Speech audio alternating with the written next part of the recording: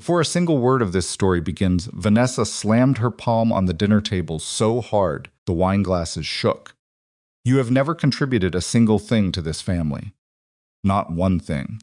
You just spend Grant's money and pretend you deserve to be here. The room went completely still. Elena sat at the head of that table, the table she had picked out, the apartment she had managed, the dinner she had cooked from scratch, and she felt something cold move through her chest. Not anger. Not yet.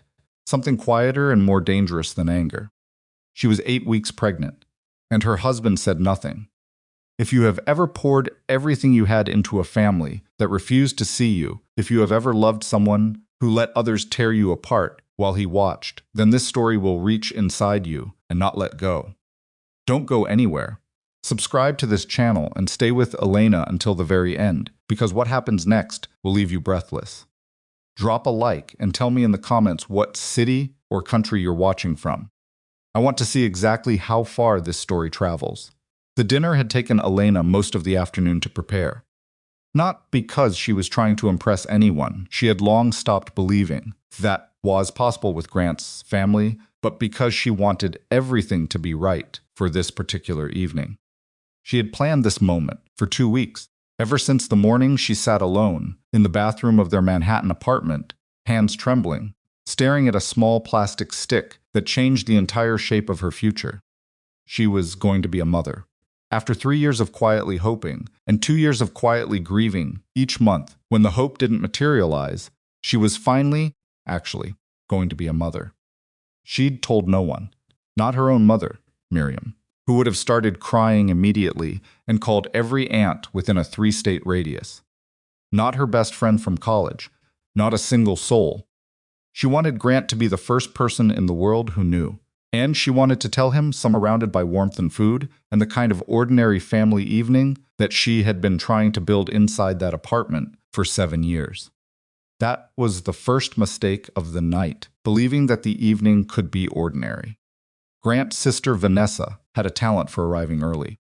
Not because she valued punctuality, but because arriving before the other guests gave her time to inspect things. The apartment, the food, Elena's choices.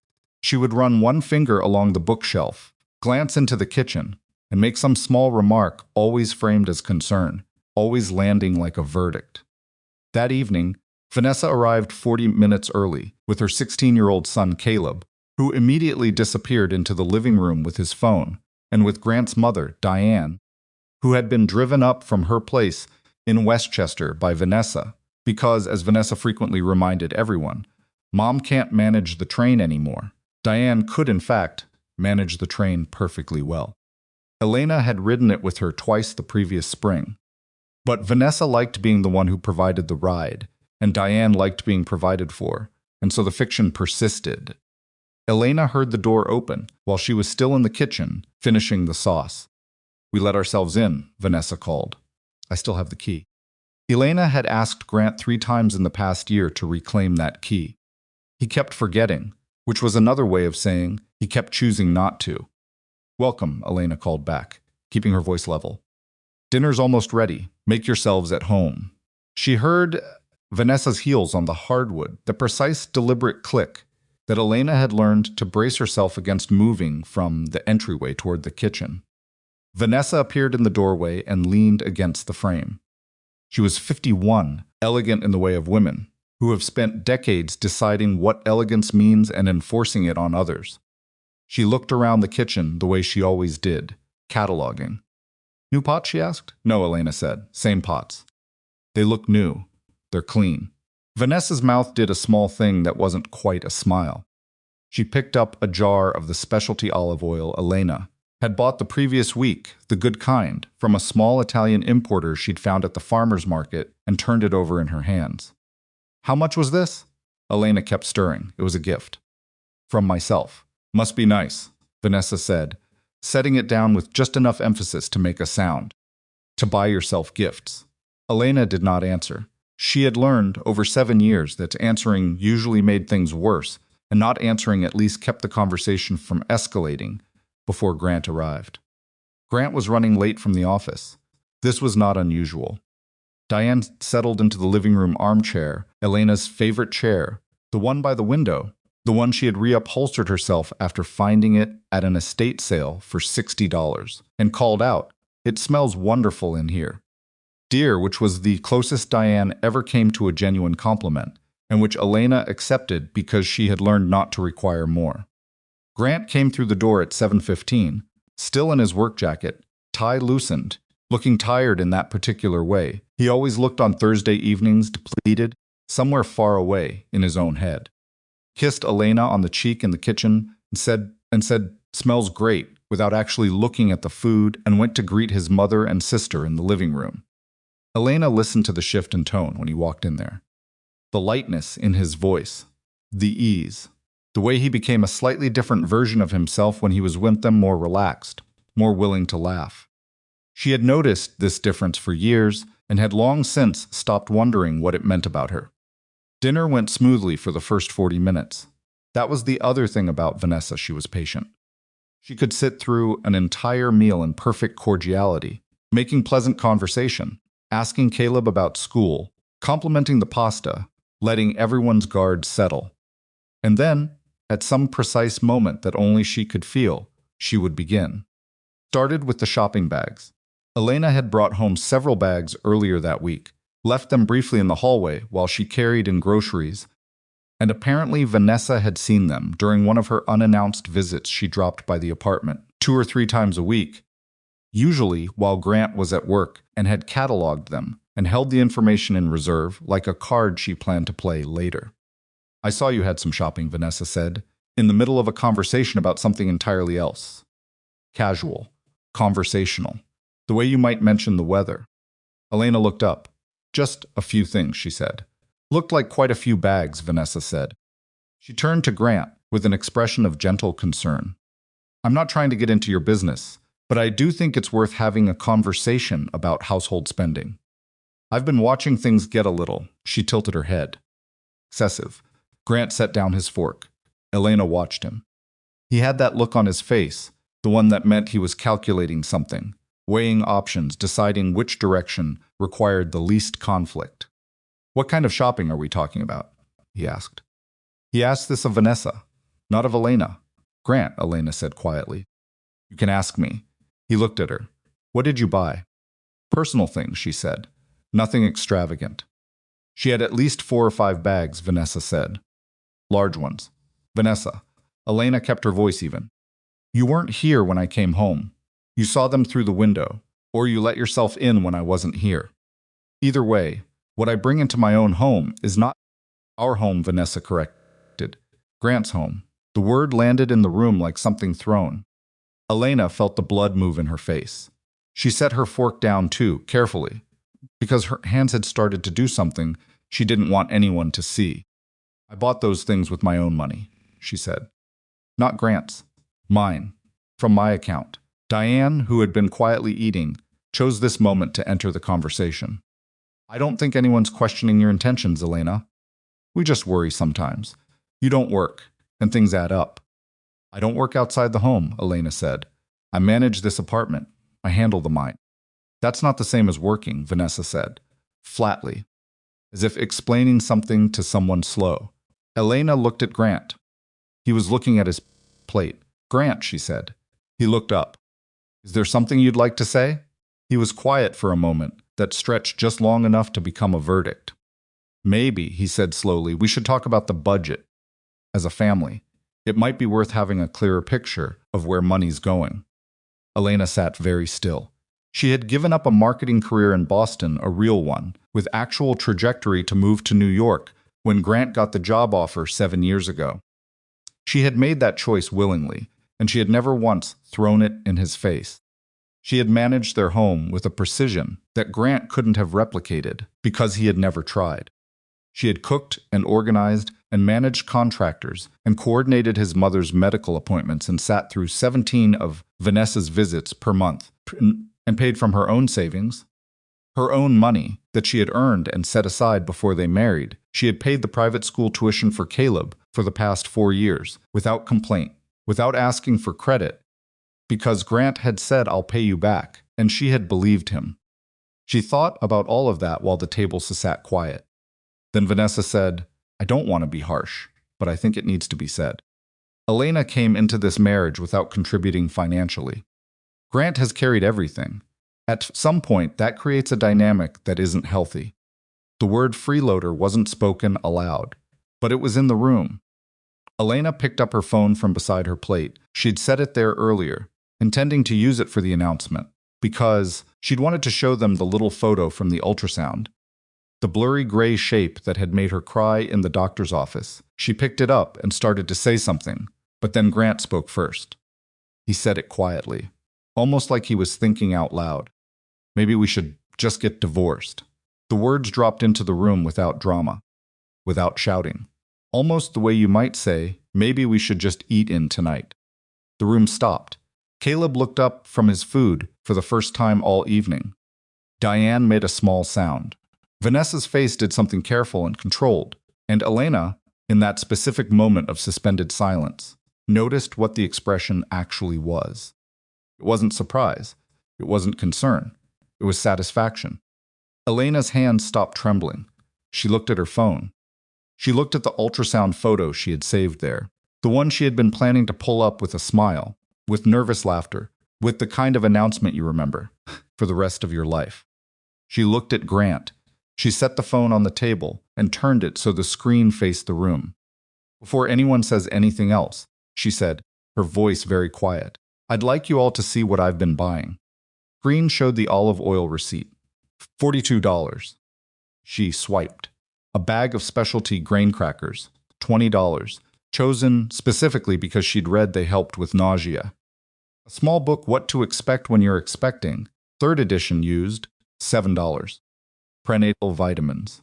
A single pair of elastic waist trousers, purchased because none of her other pants were comfortable anymore.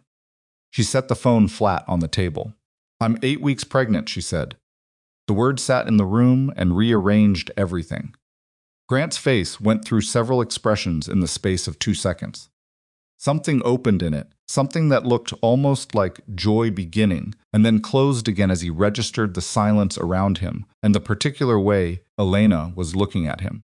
Not with hope, not with the expectation of being held, with the stillness of someone who has already begun calculating the distance between where she is and where she needs to go. Elena, he started. Congratulations, Vanessa said, and her tone was the tone of someone who had just drawn a card they hadn't expected. Not warm. Measured. I assume this changes the conversation. Does it change what you just said? Elena asked. She was looking at Grant when she said it. He opened his mouth. He closed it. Diane leaned forward. Darling, these things happen in the heat of the moment. What Grant means, Elena said, is what Grant said. And what Grant said, in front of his family and his wife who is carrying his child, is that he wants a divorce. I didn't mean, Grant started again. Then what did you mean? Her voice was still quiet. That was the thing about it, she wasn't raising it. She wasn't crying. She was somewhere on the other side of something, and he was still on the near shore, the Siskent, and the distance between them was increasing by the second. Because I need you to tell me. I need you to look at me and tell me exactly what you meant, Grant, because I have been in this family for 7 years, and I need to understand what I have been doing here. He looked at her. His eyes were doing something complicated and private. He didn't say anything. That silence, that specific chosen silence, was the last thing that needed to happen. Elena reached up and removed her wedding ring. It was a small, deliberate motion, not theatrical, just final. The way you close a window before a storm. She set it on the table beside her phone. You ask for a divorce, she said. You have one, she stood. She walked to the bedroom. She pulled one suitcase from the top shelf of the closet, not the large one, not the matched set Grant had bought for their honeymoon, just the old, reliable one she'd owned since college, and she began to pack. She didn't slam drawers. She didn't make noise. She moved through the room with the calm efficiency of someone who has been mentally packing this bag for a very long time without knowing it. From the dining room, she could hear voices. Grant's voice, low and tight. Vanessa's, more animated. Diane saying something that Elena couldn't make out. She'd not listened hard enough to understand the words, because understanding them would have required caring what they said, and something inside her had made a clean and final decision. She zipped the suitcase. She went to the desk in the corner of the bedroom and opened the drawer where she kept the household files' neat manila folders, labeled in her handwriting, organized by year. She pulled out one specific folder and slipped it into her carry-on bag alongside her laptop. Then she called a car to Port Authority. She took one last look around the bedroom. The curtains she had picked out. The lamp she had repaired herself when Grant said it was broken and they should throw it away. The framed photograph on the nightstand, the two of them on the Cape, 3 summers ago, before things had hardened into what they were now. She left the photograph. She walked back through the apartment. In the dining room, all 3 of them were still sitting at the table. The food was getting cold. Grant stood up when he saw her with the suitcase. "Elena, wait, Caleb's tuition's due on the 15th, she said. She looked directly at Grant when she said it. $15,000. I've been paying it for 4 years. I have the receipts if you'd like to see them. Vanessa went very still. What are you talking about? Grant said. Ask your sister, Elena said. She did not look at Vanessa's face. She had looked at Vanessa's face for 7 years, and she was done with what she found there. She put on her coat. She picked up her suitcase and her bag. She walked to the door. Elena. Grant's voice had changed. The distance in it was gone now. Something raw had replaced it.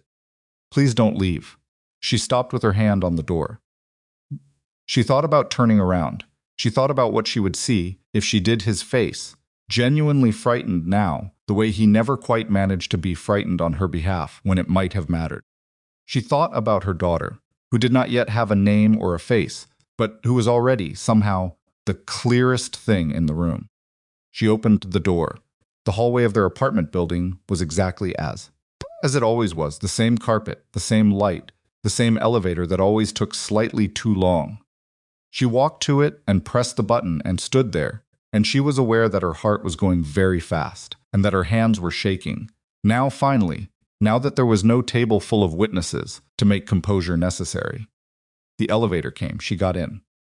At Port Authority, she bought a ticket on the first bus heading north and sat in the blue plastic seat with her suitcase between her feet and her carry-on on her lap and watched the city now slid past the window as the bus moved through the tunnel. Somewhere in the darkness of the Lincoln Tunnel, she pulled out her phone. She opened her messages. She typed Grant's name. She thought for a moment about what to say. She typed the only thing that was true and necessary. Caleb's tuition is due on the 15th. $15,000. I've been paying it for 4 years. The receipts are in the household files in the bedroom desk. Second drawer. The folder marked Caleb's education. She sent it. She set the phone face down on her knee. Outside, the city disappeared, and the dark highway opened up ahead, and Elena Marlowe, who had been carrying a family that called her a freeloader, who had been invisible beneath the weight of other people's lives, who was 8 weeks pregnant and alone on a bus heading north with one suitcase and a folder of receipts, breathed for the first time in hours. Not a comfortable breath, not a happy one, but her own. The bus pulled into the upstate terminal at 11:47 at night. Elena knew this because she had been watching the clock on her phone the way people watch things when they are trying not to think obsessively without retaining the information. Checking and then checking again, 2 minutes later, as if the numbers might change into something more useful. She had not cried on the bus. She had wanted to. There had been a moment, somewhere around the Tappan Zee Bridge, where it came close, that particular kind of grief that rises in the chest without warning and has to be held down by sheer force of will. But she had pressed her forehead against the cold window glass and breathed through it, and it had passed. She was 8 weeks pregnant on a bus at midnight. She did not allow herself to think about that too directly. Her father was waiting at the terminal. Walter Hale was 68 years old, a retired civil engineer who had spent his career building bridges across bodies of water in 3 different states, and who approached most problems in life the way he had approached those bridges, with patience, with measurement, with an insistence on understanding the load before committing to the structure. He was not a demonstrative man. He did not make speeches. When Elena came through the terminal doors dragging her suitcase, He was standing beside his truck with his coat on and his hands in his pockets, and he looked at her face for exactly 1 second. And then he reached out and took the suitcase from her hand. That was all. He put the suitcase in the truck bed. He held the passenger door.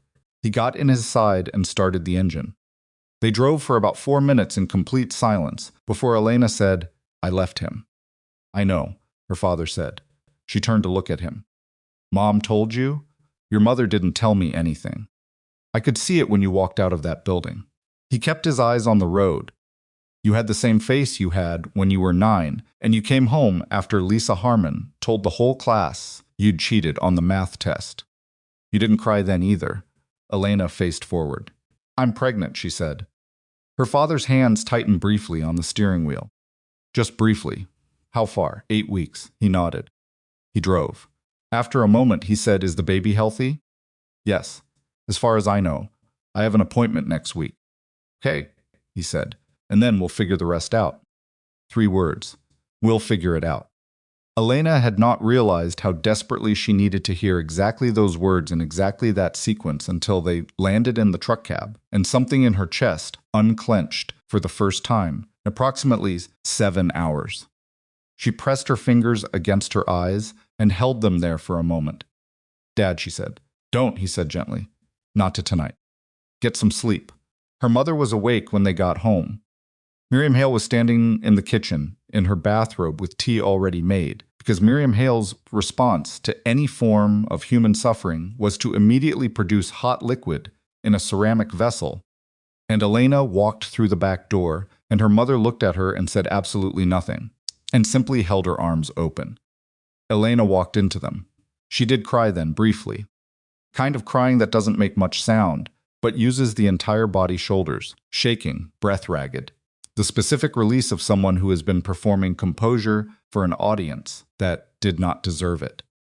Miriam held her and said nothing, and stroked her hair, and Walter quietly moved the suitcase upstairs, and after maybe 3 minutes, Elena straightened up and accepted the tea and sat down at the kitchen table she had sat at her entire life. "Tell me when you're ready," Miriam said. "I don't want to tell it tonight," Elena said. "Then we won't. I'm pregnant." Miriam's face moved through something complex and arrived at warmth. She reached across the table and covered Elena's hand with hers. "I know you're scared," she said. "I'm not scared," Elena said. "Then I'm terrified." "That's the same thing, just honest." Elena laughed. It surprised her, a short, exhausted sound, but real. She pressed the tea mug against her lips and felt the warmth of it move through her hands. That was the first night. She slept 9 hours, dreamlessly, in her childhood bedroom with the window, cracked because she had always needed cold air to sleep, and some things did not change, regardless of what else was happening. The next morning, Grant called 7 times before 10 a.m. She let all 7 go to voicemail.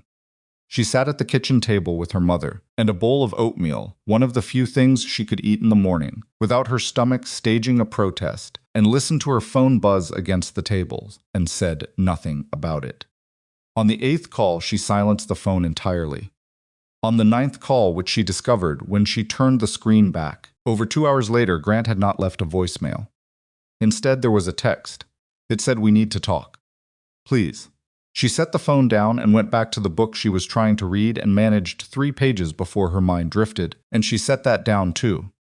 By afternoon, a different kind of message arrived. Not from Grant. From a name she did not recognize, a Gmail address that turned out to belong to a family law firm based in Midtown Manhattan. The email was 3 paragraphs long and written in language so deliberately neutral it felt almost threatening, the way very calm voices feel threatening. It outlined the basics of a proposed separation agreement. Elena read it twice. Then she went and found her mother. Miriam read it once, handed it back, and said, "Walter, come in here." Walter came in from the garage, where he had been doing something to the gutters.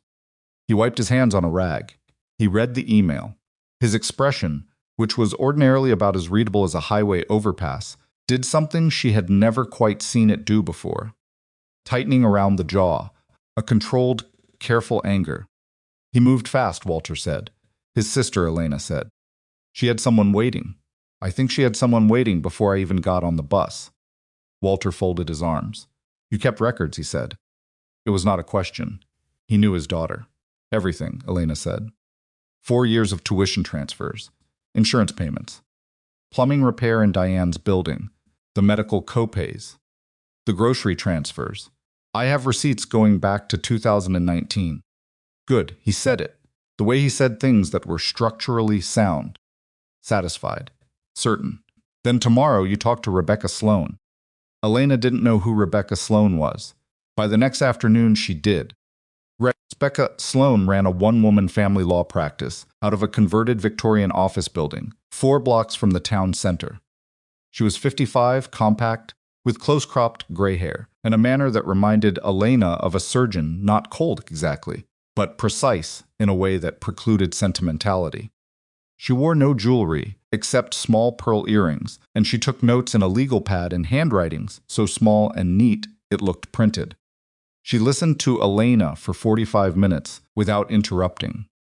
Then she looked at the folder Elena had brought, the one from the second drawer, labeled Caleb.Stucation, plus 3 other folders Elena had thought to photograph on her phone before leaving, and she set her pen down. You kept all of this, she said, including the bank transfer records. Including those, and the text messages from Vanessa. Elena nodded. She texted me from 3 different numbers over the years. I saved them all. I didn't know why at the time. It felt important. To have proof. That I wasn't imagining things. Rebecca looked at her steadily. You weren't imagining things. I know that now. You knew it then too, Rebecca said. That's why you kept the records. This was correct, and Elena acknowledged it with a slight nod that was also an acknowledgement of something harder that she had known for years. That the marriage was a certain arrangement, had known it and stayed and hoped and worked. And the records were the evidence of a woman who loved someone and saw entirely trust the architecture she was living inside. Rebecca picked up her pen again.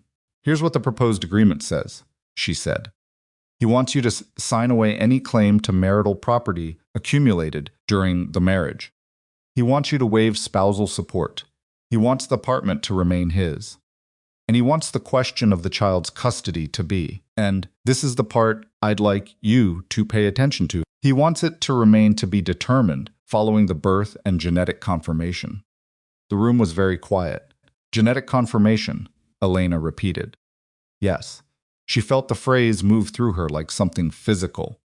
He's asking for a paternity test. The agreement implies it, yes. Elena sat with this for several seconds. Outside the Victorian window, a woman was walking a dog on the sidewalk. 2 kids on bikes. An ordinary Tuesday in an ordinary town. And Elena was sitting across from a family law attorney, being told that her husband of 7 years, the man whose family she had financially sustained through 4 years of private school, tuition and medical bills and grocery transfers, was suggesting, through legal language designed to sound neutral, that he was not certain the child she was carrying was his. He knows it's his, Elena said. Her voice was flat. I know he knows, Rebecca said. Then why? Because someone told him to put it in. Rebecca that said this with the particular economy of someone who has seen this maneuver before and has no patience for pretending it's anything other than what it is. It's a pressure tactic. It's designed to humiliate you into accepting the other terms faster than you'd otherwise be willing to. It's designed to make you feel like you have something to prove. Elena looked at the legal pad. What do you need from me? She said. Everything you've got, Rebecca said, which, based on what you've shown me in the last 45 minutes, is considerably more than he's expecting. The next 3 days were a different kind of work. Esina sat at her parents' kitchen table with her laptop and her phone and 4 accordion folders of documents, and she began to reconstruct 7 years of invisible labor.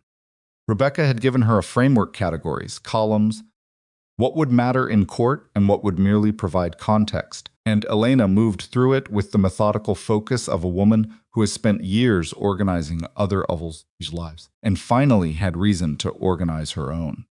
Her mother kept the tea coming. Her father said very little and moved around the house quietly, the way large, steady men do when they are managing their own anger so that it doesn't land on anyone who doesn't deserve it. On the second day, Grant showed up. He called first twice, from the road, which was how Elena knew he was coming, before the car pulled into the driveway. She watched from the kitchen window as he parked and got out and stood for a moment looking at the house, hands in his coat pockets, a man who had never been fully comfortable here and who had never quite concealed that discomfort. He knocked. Walter answered. There was a short conversation at the door that Elena could not hear. Then Walter came back into the kitchen alone and said, "He'd like to talk to you." "I know what he'd like," Elena said. "I know you know," her father said. "It's your call." She went to the door. Grant was standing on the porch in his work coat, which meant he had come straight from the office, which meant this visit was both planned and impulsive, planned enough to drive 2 hours, impulsive enough not to change first. His face looked like it hadn't slept. "Elena," he said. "Grant." He looked past her into the house, then back at her. "Can we talk privately? You can say what you need to say here." He shifted his weight. "I don't want to do this on a porch." "Then you should have thought about how you ended our last conversation." "A beat. I didn't mean it," he said. "What I said at dinner. I didn't mean it.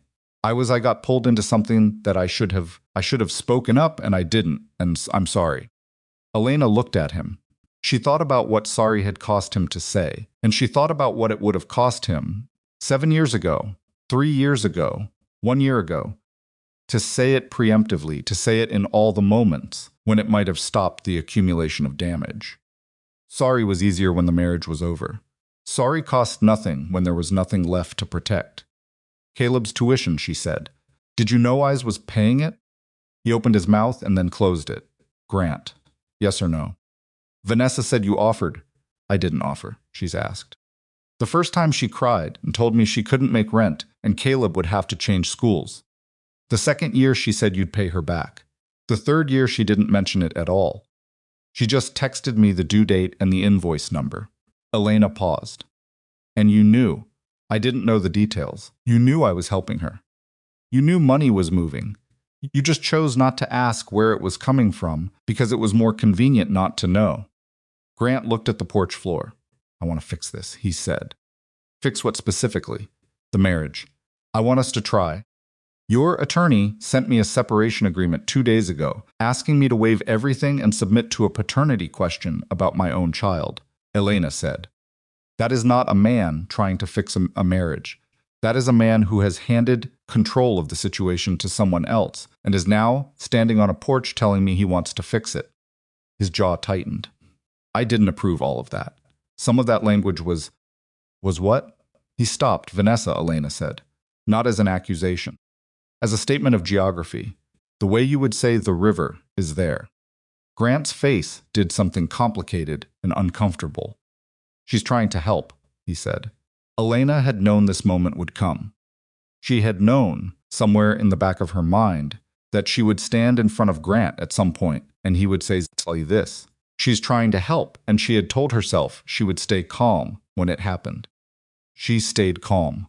"She has been undermining your marriage for 7 years, Elena said. "I have the text messages. I have the ones where she calls me a parasite to her friend. I have the ones where she pressures me for money and then texts someone else to say, 'I'll never figure out what she's doing.' I have all of it, Grant. I didn't use it because I didn't want to be the person who blew up your family." Grant's expression had shifted. Something new in it. Not anger. Something closer to a man watching a structure he trusted begin to separate from its foundation. "What messages?" he said. "Ask your attorney to make discovery very thorough," Elena said. "You'll see." She stepped back inside. "Elena, I have an attorney," she said. "All further communication should go through her." She paused with her hand on the door. "Get a good one, Grant. The paperwork you're going to see will require it." She closed the door. She stood in the hallway with her back against the wood and waited until she'd footsteps go off the porch. She waited until she heard the car engine. She waited until the sound of it faded down the road. Then she went back to the kitchen table and opened her laptop and sent Rebecca Sloan an email with one line. "He came in person today. It didn't change anything. Let's proceed." Rebecca responded in 11 minutes. "Good. I have something for you to look at. Call me when you can." Elena called. What Rebecca had found changed the shape of everything. In going through the financial records Elena had provided, Rebecca had also requested documentation from Grant's company's HR systems as part of establishing the marital financial picture. Standard procedure, she explained. But what came back was not entirely standard. There were records of expense reimbursements routed through a family account that Elena had known about but not had direct access to that showed a pattern of transfers to Vanessa going back further than Elena had realized. Not just the tuition, other things. Transfers that had been characterized internally as business expenses, consulting, family advisory, organizational fees that were, in plain terms, money that had flowed from the Marlowe household to Vanessa Marlowe for 6 years, in amounts that totaled just under $90,000. $90,000. Elena sat with this number. She had depleted her premarital savings by somewhere near $60,000 over the same period, the tuition, the repairs, Diane's medical expenses, the smaller transfers that Vanessa had requested through text message. With the ease of someone who has normalized requesting from a person they have decided to treat as a resource. Combined, Vanessa had extracted from their household, through Grant's blind eye and Elena's active funding, approximately $150,000 over 6 years. And the narrative she had built was that Elena was the freeloader. Elena said nothing for a moment. "Are you still there?" Rebecca asked. "I'm here," Elena said. "I know it's a lot." "It's clarifying," Elena said. And it was. It was the specific clarity of a person who has spent years wondering if they were wrong about what they were seeing, and who is now looking at the numbers in black and white and understanding that they were not wrong. They were never wrong. They were just the only person in the room willing to see it. "Elena," Rebecca said, "I need you to listen to me carefully. The documents you've provided and the financial records we've pulled create a picture that is going to be very difficult for Grant's side to argue against. You did not enter this divorce empty-handed. You entered it with 7 years of document contributions that the other side has characterized as nothing, and that characterization is going to fall apart the moment we put it in front of a judge." Elena was quiet. "But I also need you to prepare yourself," Rebecca continued. "When they understand what we have, they're going to try a different angle. They may go personal. They may question your fitness. They may bring up the pregnancy in ways that are designed to destabilize you. I need you to stay steady." "I'm steady," Elena said. "Good." "Rebecca," Elena said, "file, don't wait. File first." Pause. "You're certain?" "He sent me a separation agreement 2 days after I left. He came to my parents' house today to ask me to reconsider, and didn't once mention withdrawing that agreement. He is being managed by his sister, and he is not going to stop being managed by his sister until he has no other option." Elena looked out the kitchen window at the yard, where her father was now raking leaves in the late afternoon light, moving steadily, unhurried. "File first." "I'll have papers ready by end of week," Rebecca said. "Good. And Elena, you should know, what you're doing takes courage." "It's not courage," Elena said. "I just finally stopped being afraid of what I'd lose and started thinking about what she's worth."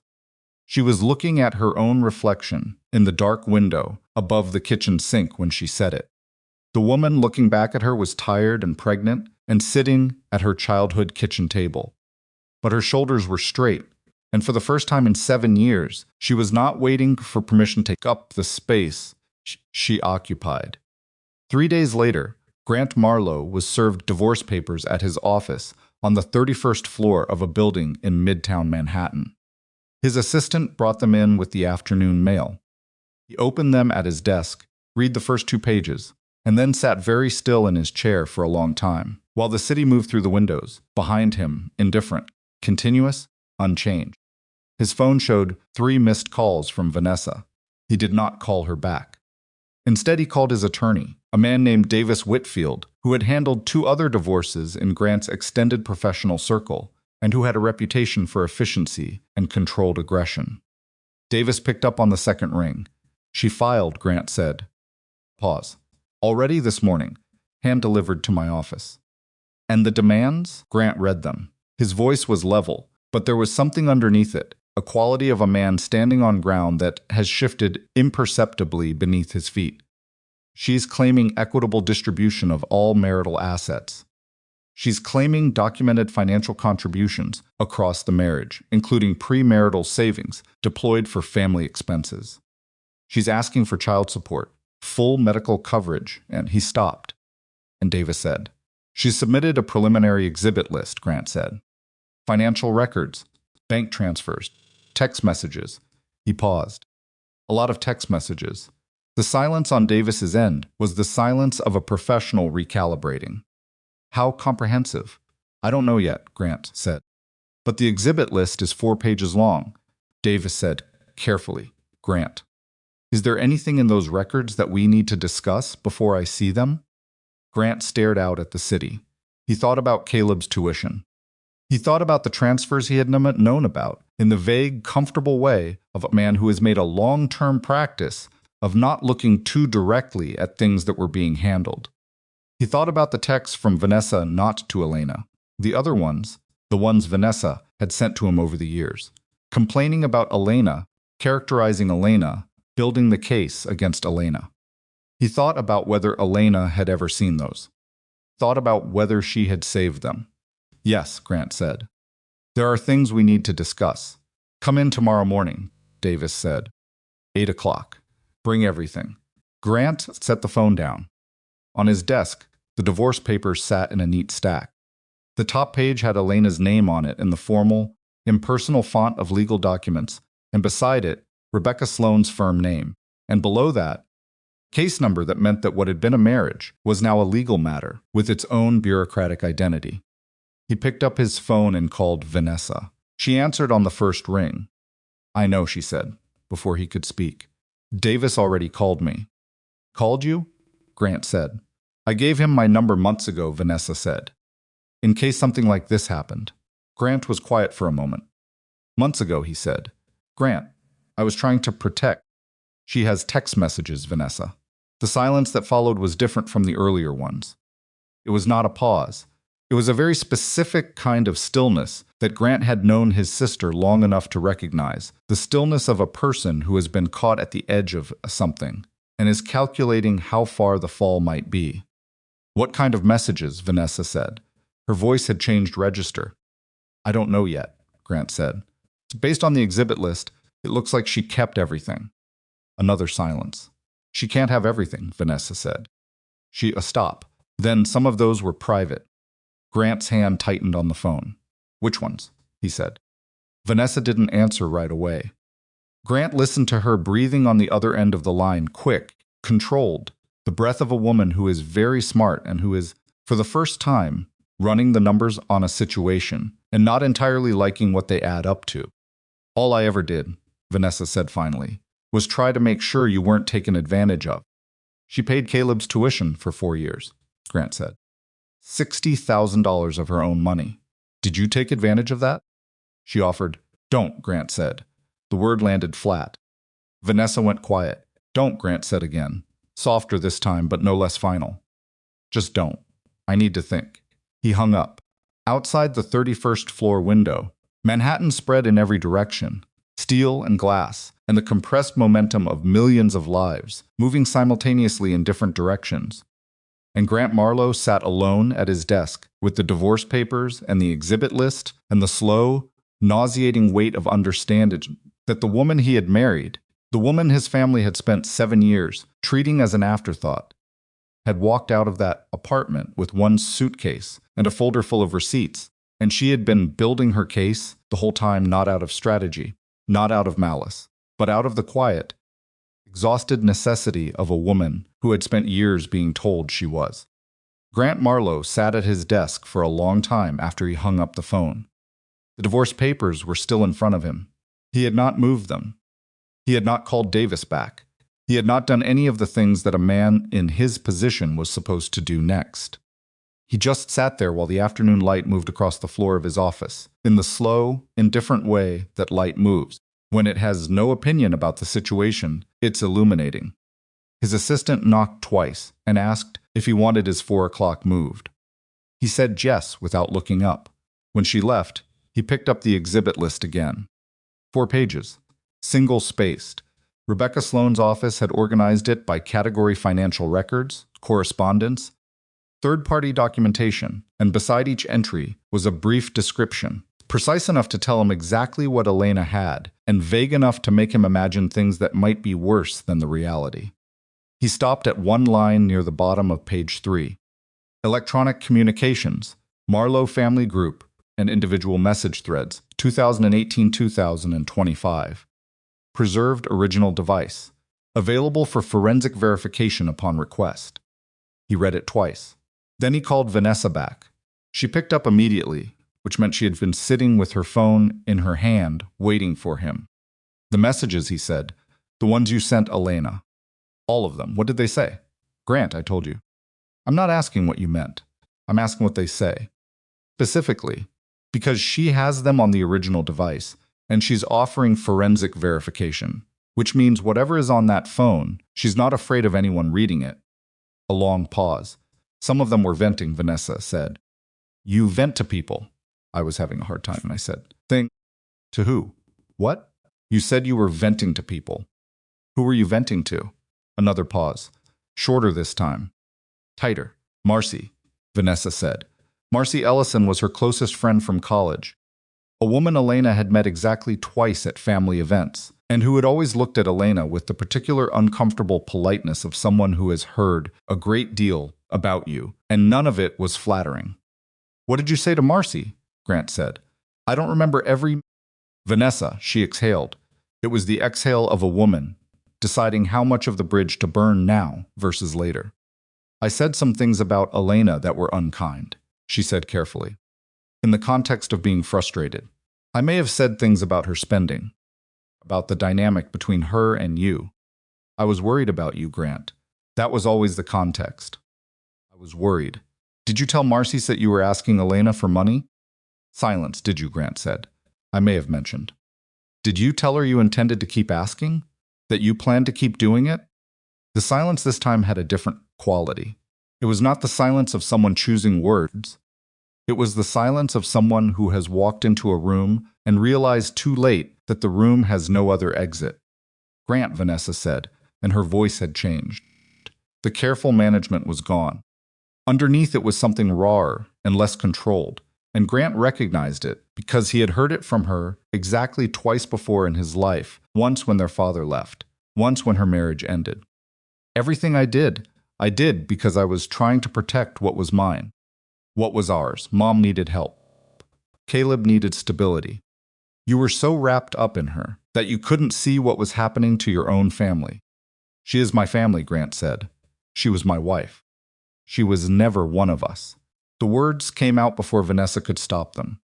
Grant heard them land in the space between them, and he felt something shift in his chest, not surprise exactly, but the specific sensation of a thing you've suspected being confirmed, which is worse than surprise, because it means you had the information all along and chose not to use it. I have to go, he said. Grant, he hung up. He sat for another moment. Then he got up, put on his coat, walked past his assistant's desk without a word, took the elevator down 31 floors, walked out of the building, and stood on the sidewalk in the cold October air, with 4 million people moving around him in every direction. And he thought about the fact that his wife had sat at his dinner table 8 weeks pregnant, and he had said the words, maybe we should just get divorced, and had then said nothing, while his sister called her a freeloader. He thought about Elena's face in that moment, the specific quality of it. Not hurt, not broken. Something more frightening than either of those decided.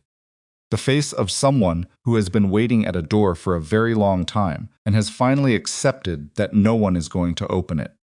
He had not understood then what she was deciding. He was beginning to understand now. He walked 3 blocks to a bar he had never been in before, sat at the end of the counter, ordered something he didn't particularly want, and called Davis Whitfield. Tell me honestly, he said when Davis picked up, based on what you've seen, what is our actual position? Davis was quiet for a moment, in the considered way of a man doing a calculation he would prefer not to share the result of. It depends on what's in those messages, Davis said. The financial records alone create a complicated picture. If she genuinely deployed $60,000 to $70,000 in premarital savings for family expenses, a court is going to have difficulty accepting the narrative that she contributed nothing. That figure, combined with her foregone career earnings, which her attorney will absolutely quantify, gives her a legitimate claim to equitable consideration. And the messages. If the messages show what the exhibit description implies, systematic pressure for funds, private communications that contradict the public narrative about Elena's role, then we are in a more difficult position than I initially assessed. Grant drank. How difficult? Grant, Davis said, with the careful directness of a man who charges $400 an hour. Yo, and has decided the client needs clarity more than comfort. If those messages show that a member of your family was knowingly exploit your wife financially while simultaneously working to undermine the marriage, and if that conduct can be connected to the breakdown, we are not in a position of strength. We are in a position of damage control. Grant set the glass down. What do I do? He said. Tomorrow morning, Davis said. 8 o'clock. Do not call Vanessa again tonight. Do not contact Elena. Come to my office and we will go through everything before we make any further moves. Grant said he would. He did not go home. He walked for a long time instead, through streets he normally only ever saw from the window of a car, until the cold worked its way through his coat and his feet hurt and the city was dark. And then he took a cab to the apartment and stood in the entryway of a place that had always felt like his home, and noticed for the first time how much of it was her. Curtains. The lamp on the side table that she had fixed, with a tool he didn't own and a YouTube tutorial he didn't know she'd watched. The way the kitchen was organized, logical, deliberate. A system that he had benefited from without ever thinking about who built it. The small framed print in the hallway that she had found at an estate sale, and which he had always besixed past without really seeing. He sat down on the couch. He sat there for a long time. In the upstate town, Elena was not sitting. She was at the kitchen table with Rebecca Sloane's latest email open on her laptop and a legal pad covered in her own handwriting. And she was working through a section of the financial documentation that Rebecca needed clarified before the first formal hearing, which had been scheduled for 3 weeks out. Her mother had gone to bed an hour ago. Her father was still up. She could hear him in the other room, the low sound of the news on low volume, and the house had the particular nighttime quiet of a place that has held a lot of living and is comfortable with silence. Elena was in her 14th week. The nausea had improved. The fatigue had not. She worked in 90-minute blocks now, resting between them, because her body had decided that growing a person was a serious enterprise that deserved adequate resources, and it was collecting those resources from wherever it could find them, including, apparently, her concentration. She had been thinking about the exhibit list.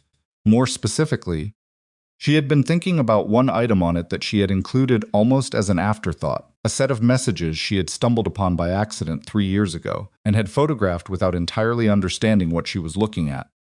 Vanessa had left her account open on the shared tablet in the apartment's home office. Elena had gone in to use the tablet for a grocery list and had found it open to a message thread.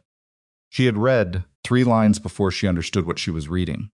Then she had read the entire thread, slowly, with the focused attention of someone whose reality is in the process of being reorganized.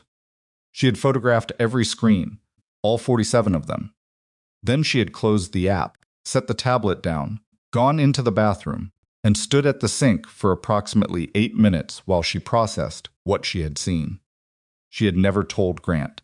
She had not told Grant because she had learned, by that point in the marriage, that telling Grant things about Vanessa produced a specific and reliable result. First, discomfort. Then, doubt. Then, a gentle but firm repositioning in which the information was somehow reframed as evidence of Elena's insecurity about his family relationships, and the conversation ended with Elena feeling worse than she had when she started it.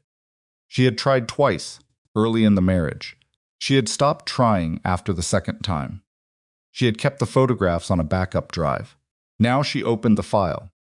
She had looked at these messages many times over the past 3 years, in the private, almost compulsive way of a person trying to stay sane by reminding themselves that what they are experiencing is real. But looking at them now, in the context of what they were about to become evidence, formal exhibit Property of the court record, they had a different weight. The thread was between Vanessa and Marcy Ellison. It covered 18 months. Vanessa's tone with Marcy was entirely different from her tone in any other context. Elena had observed unguarded, sardonic, occasionally cruel with the casual cruelty of someone who has decided the target isn't worth the effort of pretending. Elena scrolled to the message that had stopped her cold the first time she read it. She'll keep paying as long as I keep the pressure soft enough that she thinks she's choosing to, Vanessa had written. Women like Elena need to feel generous. It's their whole identity. I'll just keep needing things until the money's gone and she figures out she's got nothing to hold the marriage together and leaves. Then Grant can get his head straight. Elena read it again. Then she forwarded the file to Rebecca with a short note. This is what I've been living with. Make sure the judge sees it. She closed the laptop. Outside the kitchen window, the yard was dark. Her father had turned the news off. The house was fully quiet now. Elena put both hands flat on the table, breathed in through her nose, breathed out through her mouth, and let the full weight of what she was carrying sit with her for a moment, without trying to manage it. The pregnancy, the case, the marriage that was being legally dismantled, in real time, the 7 years that looked different from the outside than they had felt from the inside. She had not imagined it. She had never imagined it. That was the thing. That specific, devastating, clarifying thing. The loneliness she had felt had not been a product of her own inadequacy. The invisibility had not been something she had created by failing to make herself seen. She had been managed, deliberately, by a woman who had understood exactly what Elena needed to believe about herself and had used that understanding as a lever. Elena was not angry. She was past angry. She was in a place on the other side of anger that didn't have a name, cold and clear, and extremely focused, the way mountain water is cold and clear when it comes directly from the source. She was going to walk into that courtroom, and she was going to be ready. The first hearing was on a Wednesday. Rebecca had prepared her thoroughly. They had spent 2 sessions going through what to expect, the procedural mechanics, the likely arguments from Grant's side, the way Davis Whitfield ran a courtroom when he was on the defensive, which Rebecca had dealt with before, and described as aggressive deflection with an expensive suit. They had gone through Elena's testimony line by line. They had discussed posture, cadence, what to do when something was said that was designed to upset her. When they try to get a reaction from you, Rebecca had said, and they will, they're going to try you look at me. Not at them. Not at Grant, at me. I'll tell you with my eyes whether to engage or let it pass. Trust me on that. Elena had said she trusted her. She had meant it. The morning of the hearing, Elena's mother tried to feed her breakfast. Elena ate half of it, the toast, not the eggs, because the eggs still required a level of commitment from her stomach that her stomach was not reliably prepared to make. And then she got dressed in the clothes she had chosen. 3 days earlier, a dark blue dress, plain, clean-lined, that had been purchased specifically because it was appropriate for a professional context and because it did not hide the pregnancy. This was deliberate. Rebecca had said gently that Elena didn't need to perform anything in the courtroom. She did not need to curate how she was perceived. Elena had considered this advice and then decided that while she wasn't going to perform, she also wasn't going to hide. She was 14 weeks pregnant. She was the plaintiff. And she was going to stand in that room exactly as she was. Her father drove her to the train station. He walked her to the platform and stood beside her while they waited. He didn't give a speech. He didn't offer advice. When the train came, he put both hands on her shoulders, looked at her directly, and said, "You know who you are." She got on the train. The courthouse was a mid-century building in lower Manhattan that smelled old paper and recycled air. Rebecca was waiting in the lobby with a rolling cart and the kind of focused, pre-game calm that Elena had come to recognize as her attorney's version of readiness. They had 40 minutes before the hearings started. They used them. Grant was already in the corridor outside the courtroom when Elena arrived. He was standing with Davis Whitfield, taller than Rebecca by a head, silver-haired, wearing the expensive suit that Rebecca had warned her about, and 2 associate attorneys she didn't recognize. He was in a dark gray suit.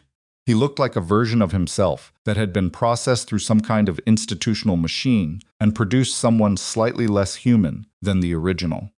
He saw her. She held his gaze for exactly 2 seconds. Then she turned to Rebecca and said, "Are we ready?" "We're ready," Rebecca said. Vanessa arrived 6 minutes before the hearing began. Elena had not expected this. The hearing was a preliminary proceeding, financial documentation, initial claims, scheduling, and there was no reason for Vanessa to be present, except the reason Vanessa had always shown up early to things: to establish presence, to take the room's temperature, to be seen. She came in through the corridor doors in a charcoal coat and low heels. And when she saw Elena, she stopped walking for just a fraction of a second. A pause so brief, it would have been invisible to anyone who hadn't spent 7 years watching Vanessa Marlowe enter rooms. Elena saw it. Vanessa recovered immediately and took a seat in the gallery beside Diane, who had apparently also come, which Elena hadn't expected either. Diane had a silk scarf and an expression of refined distress, the expression of a woman attending something unfortunate that is happening to her son, and which she is present to witness in the manner of a dignified sufferer. Elena did not look at either of them again. She sat down beside Rebecca, opened her notebook, and wrote the date at the top of a fresh page. Then she put the pen down and folded her hands on the table and waited. The hearing opened with Davis Whitfield's opening argument, which was exactly what Rebecca had predicted: polished, structured, and built on the premise that the marriage had been a conventional arrangement in which Grant Marlowe earned the household income while Elena Marlowe managed domestic responsibilities, and that the financial claims Elena was making were speculative, inflated, and designed to extract disproportionate compensation from a man whose professional success she had contributed minimally to. He was articulate and confident, and Elena thought, listening to him, that he was very good at making a clear picture look like a blur. Rebecca did not open with a counter-argument. She opened with numbers, transaction by transaction, date by date, amount by amount. She walked the court through Elena's documented financial contributions, beginning in 2019, when the first tuition transfer had cleared, and continuing through 2025. She did not editorialize. She did not characterize. She simply read the record. The room was quiet. Davis objected twice on technical grounds. The judge, a compact woman in her late 50s named Hargrove, who had the bearing of someone who has heard a great deal and is interested in efficiency, overruled both objections without visible irritation. When Rebecca finished the financial section, she moved to the text message exhibit. She did not read all of them. She read 3. The first established the pattern of financial requests. The second showed Vanessa's private characterization of Elena in language that was specific enough and cold enough to make the court reporter's fingers pause briefly on the keys. The third was the one Elena had highlighted the night she pulled the file. The one about keeping the pressure soft. The one about the money and the marriage and the plan. Rebecca read it in her flat, precise voice, and when she finished, there was a silence in the courtroom that was different from the ordinary procedural silences. Elena did not look at Vanessa during the reading. She looked at her notebook. Then she heard a single sharp sound from the gallery. A chair being pushed back. Vanessa's voice, stripped of every layer of careful management. Those were private. She had no right. The judge's voice came down like a door closing. "Ma'am, you will be silent or you will leave this courtroom." Silence. Elena looked up. Vanessa was half out of her chair, Diane's hand on her arm. Davis Whitfield turned in his seat with an expression that Elena recognized from Rebecca's description. The expression of a man whose opponent has just played card he didn't know was in the deck. Grant was not looking at his sister. He was looking at the table in front of him. His hands were flat on the surface. His jaw was tight. He had the look of a man listening to something that is rearranging itself inside him, whether he wants it to or not. Elena watched him for exactly 3 seconds. Then she looked back at her notebook. During the recess, Rebecca pulled her into a side corridor. "That went better than I anticipated," Rebecca said quietly. "How much better?" "The message exhibit landed harder than I expected. Hargrove is experienced, and she controls her face well, but she stopped writing when I read the third one." That means she was listening. Really listening. Rebecca looked at her. How are you holding up? Fine, Elena said. You sure? Elena considered the question honestly. My back hurts, and I'm tired, and I want a glass of water. And I want this to be over, she said. But I'm fine. Rebecca handed her a water bottle from her bag. In the corridor outside, Elena could hear voices Grant and Davis, low and close, the rapid, tight exchange of men recalibrating. She could not make out words. She did not try. What she heard instead was her own name. From closer, from the direction of the women's restroom door. She turned. Vanessa was standing 6 feet away. She had come around from the gallery exit. She was not supposed to be in this corridor during recess. This was the attorney side, the working space. But Vanessa had never been particularly interested in the rules that were meant to apply to her. Her composure was back, mostly. There were 2 spots of color high on her cheeks that hadn't been there before, and her eyes had the specific quality of a person who has just seen something they cannot unsee and is deciding how to proceed. Elena, she said. Her voice was almost conversational. Almost. Rebecca moved slightly closer. Elena put one hand out, a small gesture, palm down, that said, I have this. Vanessa, Elena said. Those messages, Vanessa said. The context of those, there is no context, Elena said. I read them on the device they were sent from. The device is in evidence storage. Forensics will confirm timestamp authorship and the unedited content of every message in that thread. She paused. There is no context, Vanessa. There is only what you wrote. Vanessa looked at her. Something moved behind her eyes, not regret. Not yet, but its precursor. The moment before regret, when the mind is still looking for the angle that makes regret unnecessary. You could have come to me, Vanessa said. If you had a problem with me, you could have said so. Elena looked at the woman who had spent seven years taking from her and calling her family, who had taken her money and her patience and her years, and had built a narrative from the wreckage in which Elena was the villain. I did come to you, Elena said, twice, in the first year. You told me I was imagining things the second time you cried, and told me you were just trying to protect your brother. She tilted her head. So I stopped coming to you, and I started keeping records instead. Vanessa had no answer for this. Elena turned back to Rebecca. I think we're ready for the afternoon session, she said. The afternoon session was when it happened.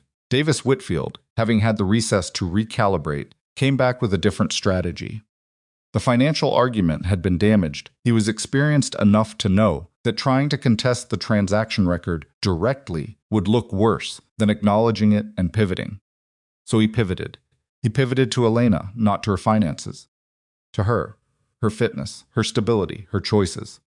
He argued, carefully, and with the verbal precision of a man who knows exactly how close to the line he is walking, that Elena's decision to remove herself from the marital home without discussion during a pregnancy demonstrated a pattern of impulsive behavior that raised questions about her capacity to make decisions in the best interest of a child. He referenced the single-night departure, the refusal to negotiate, the immediate attorney engagement. He framed every act of Elena's self-preservation as evidence of instability. Elena listened to this without expression. Beside her, Rebecca was writing. Fast. In that tiny, precise script. When Davis finished, Rebecca stood. My client, she said, departed the marital home on the evening her husband announced, in front of his family, that he wanted a divorce. She did so calmly and without altercation. She traveled to the home of her parents. She engaged legal counsel within 48 hours of receiving a separation agreement from opposing counsel. She has since cooperated fully with every procedural requirement. Rebecca looked at the judge. If that is impulsive behavior, I would suggest the bar for stability is considerably higher than my client deserves to be held to. Judge Hargrove made a note. Davis returned to his table. He was not finished. Elena could see it in the set of his shoulders, the particular tension of a man who has one more card and is deciding whether to play it here or save it. He played it. Your Honor, he said, I'd like to address the matter of the child, specifically the question of establishing paternity prior to any custody determination. Elena felt the air in the room change. Rebecca's pen stopped. Davis continued, measured and deliberate. My client's position is not one of doubt, but of procedural clarity. Given the contentious of this separation and the significant financial stakes involved, it is my client's request that paternity confirmation be established via testing following the birth, prior to any binding custody agreement. He sat down. The room was quiet. Judge Hargrove looked at Rebecca. Rebecca stood. Her face was entirely neutral, which was the face she wore when she was controlling something that wanted very much to not be controlled. Your Honor, she said, my client will consent to any paternity confirmation the court deems procedurally appropriate. Elena had said this. She had told Rebecca to say this. She had said it in Rebecca's office on a Tuesday afternoon, while rain came down outside the Victorian window, and she had said it without wavering, because there was nothing to waver about the child. Was Grant's? She knew it.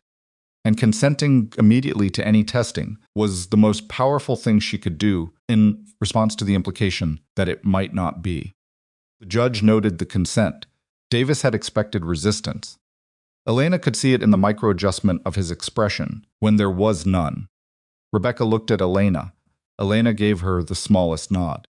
Rebecca turned back to the judge. Your Honor, she said, I'd like to return to the matter of the exhibit's messages. Specifically, the third one read this morning, in the context of the paternity question that opposing counsel has just raised. Davis was on his feet, objection relevance. The message, Rebecca said, without breaking stride, explicitly discusses a plan to manipulate the Marlowe marriage in a way that my client would eventually be unable to sustain, causing her to leave. If opposing counsel is now questioning whether my client had reason to leave, the message provides the answer.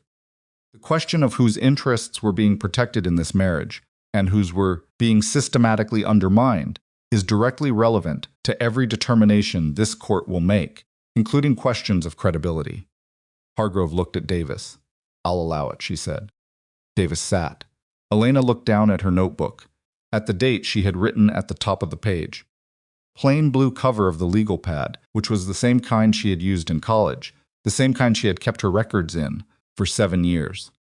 She was 14 weeks pregnant, sitting in a Manhattan courtroom, being asked to prove that she existed, that her contributions were real, that the years she had poured into a family that called her a freeloader had value that could be measured and documented and set in front of a judge. She was doing it. And across the room, Grant Marlowe was sitting at his table, not looking at his attorneys, not looking at the judge, not looking at Vanessa in the gallery. He was looking at Elena. She did not look back, but she felt it, that gaze, landing on her profile, carrying something she recognized from the early years of the marriage, from the period before his family had finished their work on him, from the time when he used to look at her, the way people look at things they know they are lucky to have. It was too late for that look. It was years too late. What it cost her to sit in that chair and not turn her head to keep her eyes on the page in front of her and breathe steadily and stay exactly where she was, while the case that would define her daughter's future was being argued in the sterile air of a courtroom that smelled of recycled paper. What it cost her was something she would not name. She just paid it and kept going. Outside in the corridor after the afternoon session ended, Rebecca walked her to the elevator bank and said, very quietly, "Today was good, Elena. Today was very good." Elena pressed the elevator button. "What comes next?" she said. "Discovery. Then the main hearing." Rebecca paused. "They're going to reevaluate their position tonight. Whitfield is smart enough to understand what the message exhibit means for their credibility argument. He may come back with a settlement offer before we get to the main hearing. And if he does, then we look at it. We look at what it offers and whether it's fair, and we decide together." The elevator came. Elena stepped in. "Rebecca," she said before the doors closed, "whatever they offer, I need you to remember that I'm not doing this to punish him. I'm doing this for her." She put one hand briefly, lightly, against the front of her dress, the small gesture of a woman already in conversation with someone who wasn't there yet. She deserves for this to be done right. The elevator closed. Elena rode down alone. In the lobby, through the glass doors, she could see the street October now, fully cold, people moving fast in coats, the city going on in its relentless way without any knowledge of or interest in what had just happened 17 floors above it. She pushed through the doors. The cold air hit her face. She stood on the courthouse steps for a moment, just standing, breathing, letting the wind move over her. Then she walked down the steps and into the street, and she did not look back at the building. And she did not think about Grant's face, or Vanessa's voice, or the judge's careful notes, and she did not let herself feel the full weight of what was still ahead, the main hearing, the final arguments, the judgment that would take whatever remained of the life she had built and divide it into what was hers and what was not. She only thought about the train home, her mother's kitchen, her father's truck in the driveway, the chair by the window that she had slept in twice in the past week because it was the most comfortable thing in the house, and it was hers. She was going to win this case, not because she was the strongest person in the room, not because she had the best attorney, or the most damning evidence, or the most sympathetic story. She was going to win it because she had done nothing wrong, had nothing to hide, and had spent 7 years keeping records in the second drawer of a desk that no one else in that apartment had ever thought to open, and now the drawer was open, and everything inside it was. The settlement offer arrived on a Thursday morning, 11 days after the preliminary hearing. Rebecca called at 8:14 while Elena was still in her robe at the kitchen table, both hands around a mug of ginger tea that her mother pressed on her because the nausea had come back with particular determination that week, as if the baby had decided the second trimester was an appropriate time to revisit grievances. They sent terms, Rebecca said. I want you to come in today, if you can. Elena set down the mug. How bad is it? It's not bad in the way I expected. It's bad in a different way. Come in. Elena was on the 11 o'clock train. Rebecca's office had the particular quality of a room that has absorbed a great deal of human difficulty without being destabilized by it. Good furniture, adequate light, the kind of deliberate calm that serious working women create around themselves as a professional necessity. Elena had come to find it steadying. She sat across from Rebecca now and looked at the document on the desk between them. It was 12 pages. They've moved significantly from the original separation agreement, Rebecca said. They're now acknowledging the financial contributions. They're offering a settlement figure for the premarital savings depletion. She paused. But there are conditions. Tell me the conditions. Full confidentiality on the message exhibit. No further disclosure of the Vanessa communications in any context media, public record, anything. The messages get sealed. In exchange, they increase the financial settlement by 40% and agree to a structured child support arrangement. Elena looked at the document. They want to buy the messages, she said. Essentially. And if I sign, Vanessa walks. No public record of what she did. No accountability. Nothing in the file that anyone can ever see. Resek said nothing. She did not need to. The answer was in the structure of the offer itself. Elena picked up the document. She read the confidentiality clause. It was thorough, the kind of language that had been written by someone who understood exactly what they were protecting and how completely they needed it protected. Not just from media, from Caleb, from Diane, from anyone who might one day look at the court record and understand what Vanessa Marlowe had done to the woman her brother married. Elena set it down. What's the settlement figure? She said. Rebecca told her. It was substantial. It was, in purely practical terms, enough to provide for the baby, enough to establish herself, enough to not have to calculate every decision against a depleted bank account for the next several years. It was the kind of number that a woman starting over with a child should not dismiss without serious thought. Elena was quiet for a moment. No, she said. Rebecca nodded. She did not look surprised. I want you to think about it for. I've thought about it, Elena said. In the time it took me to read the confidentiality clause, I thought about it. She looked at Rebecca directly. She planned to drain my savings and end my marriage, and she wants me to sign a document that means no one ever finds out. She wants to walk away from this, the same person she was when she walked into it. Elena shook her head. No, Elena, the financial difference between this offer and what a judge might award is not negligible. I know. A judge might award less. A judge might award more. We don't control what a judge does. I know that too. You have a child coming. The certainty of this number. Rebecca. Elena's voice was level. I kept those records for 3 years because I needed to know I wasn't imagining things. I walked into that courtroom 14 weeks pregnant because I needed the court to see what actually happened. I am not going to seal those messages, not for any number they put on a page. She paused. The messages stay in the record. We go to the main hearing. That's my answer. Rebecca looked at her for a long moment. Then she picked up her pen and wrote one word on her legal pad. Declined. All right, she said. Then we prepare. Preparation took 3 weeks. Elena was in her 17th week when the main hearing date arrived. Her body had made certain decisions about this period of her life that were non-negotiable. She needed more sleep than she was getting, more food than she was eating, and considerably more stillness than the situation was providing. She managed by breaking everything into small units. 1 task, 1 hour, 1 day. She did not think about the hearing as a whole because the whole was too large and too uncertain, and thinking about it that way produced a specific kind of dread that sat in her sternum and made it hard to breathe. She thought about the next thing instead, the next document, the next phone call with Rebecca, the next morning with her mother's tea and her father's steady presence, and the room upstairs that she had started, cautiously and without much fanfare, to think of as something she would actually inhabit for a while, rather than a temporary shelter from a storm. She had bought 3 things for the baby's room. A mobile, simple, wooden, the kind that turned slowly in a draft. A second-hand rocking chair that she had sanded and repainted herself over 2 weekends, which her father had watched from the doorway, with an expression she recognized as his version of being moved. And a small lamp with a warm bulb, because she had always needed soft light to sleep and she intended to give her daughter every advantage she had discovered the hard way.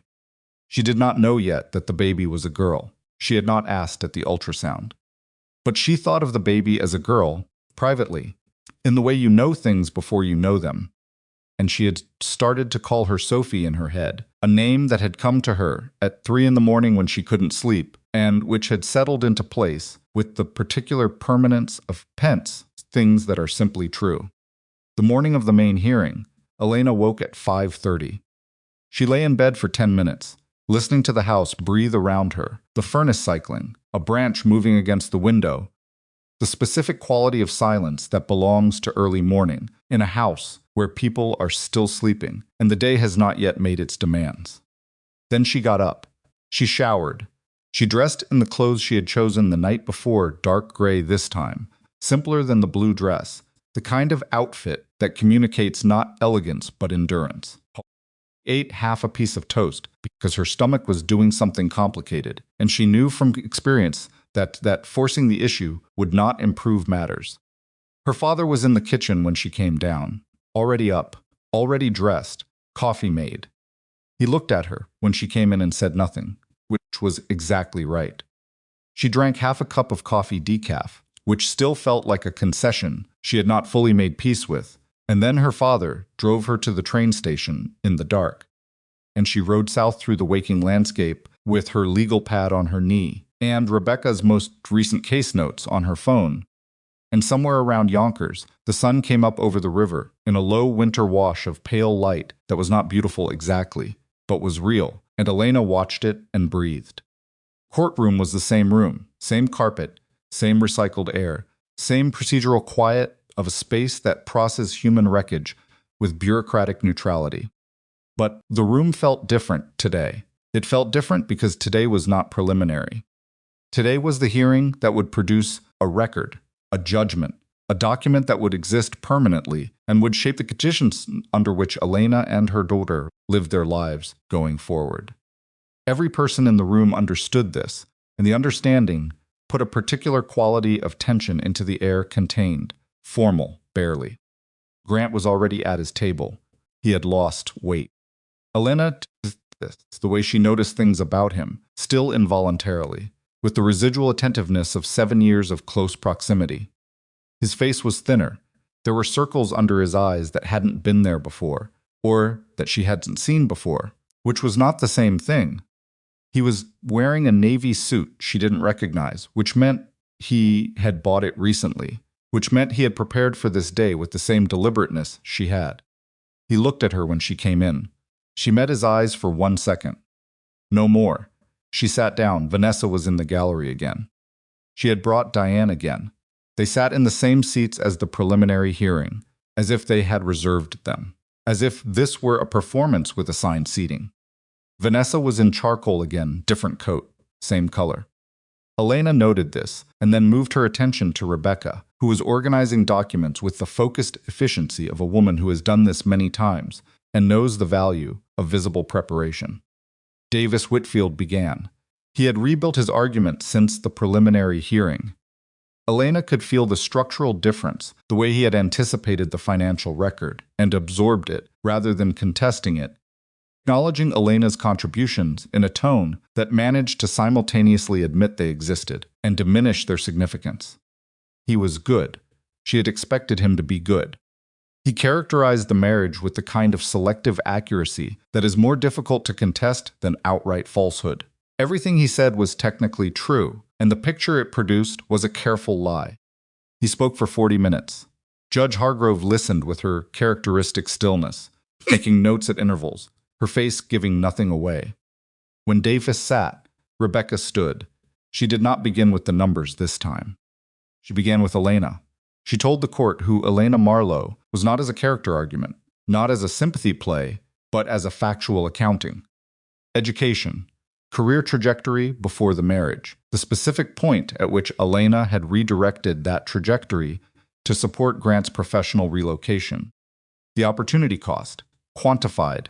The household management, quantified. The financial contributions, quantified again from a different angle that showed their cumulative weight more clearly than the transaction by transaction read of the preliminary hearing. Then she moved to the messages. This time she didn't read 3. She read 7. The first 3 established the pattern Vanessa's requests, the tone of the exchanges with Elena, the way the asks escalated in dollar amount while simultaneously escalating in entitlement. The next 2 were the Marcy thread, the private face behind the public performance. The language Vanessa used when she thought no one who mattered was reading. The specific calculations she made about Elena's psychology, Elena's need to feel useful and generous, and how to use those needs as a mechanism.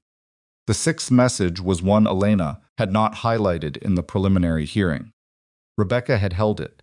It was a message from Vanessa to Grant, not to Marcy, to Grant himself sent 2 years into the marriage, in which Vanessa described Elena as temporary and suggested that Grant not make any major decisions that would complicate things when she eventually figured out she didn't belong. Grant did not move when Rebecca read it, but his hands, which had been flat on the table in front of him, moved. Just slightly. His right hand turned over, palm up, then palm down again. A small, unconscious gesture, the gesture of someone whose body is processing something that the mind is still catching up to. Elena saw it. The 7th message was the one that ended the gallery's composure. It was recent, 8 months ago, sent from Vanessa to Marcy, 3 weeks after Elena had told Vanessa she was having difficulty getting pregnant, a private confidence, shared in a moment of vulnerability during a family dinner when Vanessa had asked with apparent warmth how things were going. Vanessa had then texted Marcy, "She told me she can't get pregnant." Honestly, the best possible news. A kid would have locked Grant in for good. This might actually sort itself out on its own. Rebecca read it in her flat, careful voice. Diane made a sound in the gallery. Not a word. Just a sound short, involuntary.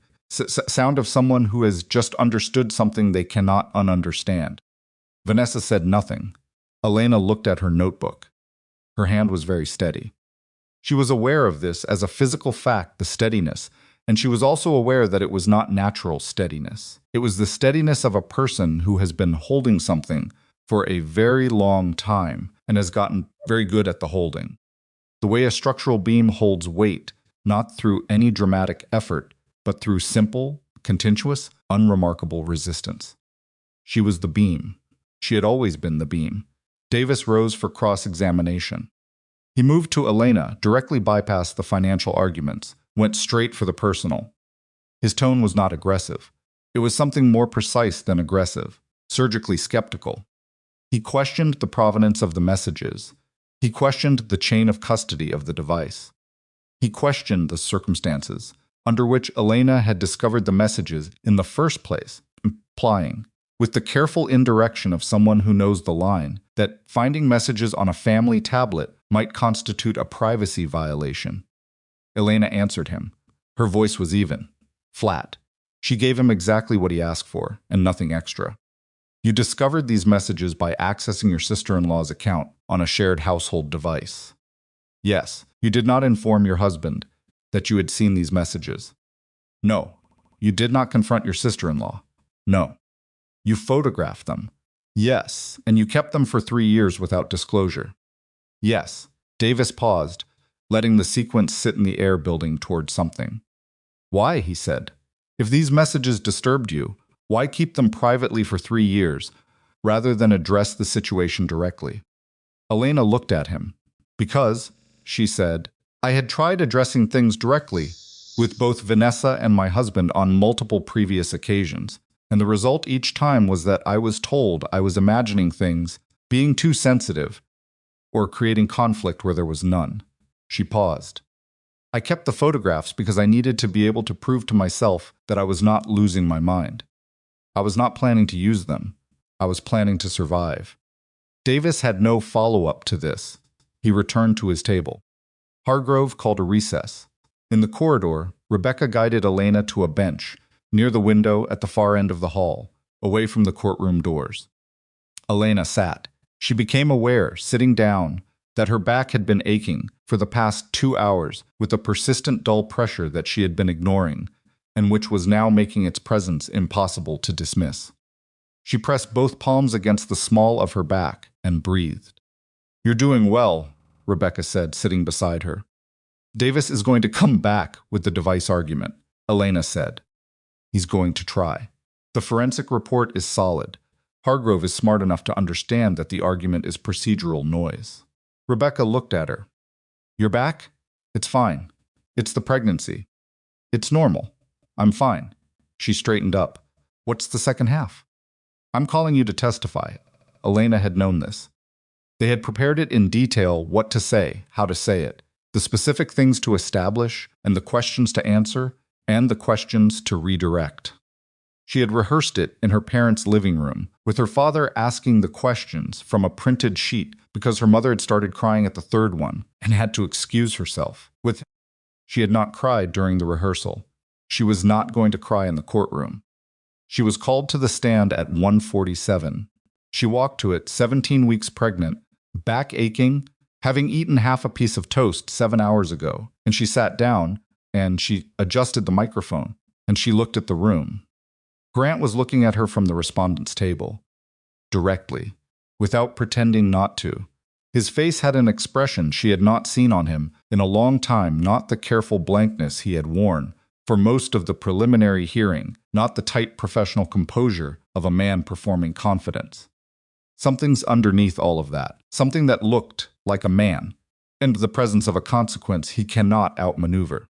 She looked away. Rebecca began. The direct examination was precise and thorough and took 40 minutes. Rebecca walked her through the marriage not dramatically, not for sympathy, but factually. The career she had left, the contributions she had made, the specific requests from Vanessa and her own responses to them, year by year. The moment she had found the messages on the tablet, the decision to photograph them, the moment at the dinner table when she had understood that the life she had been building was built on a foundation that had been quietly compromised from the beginning.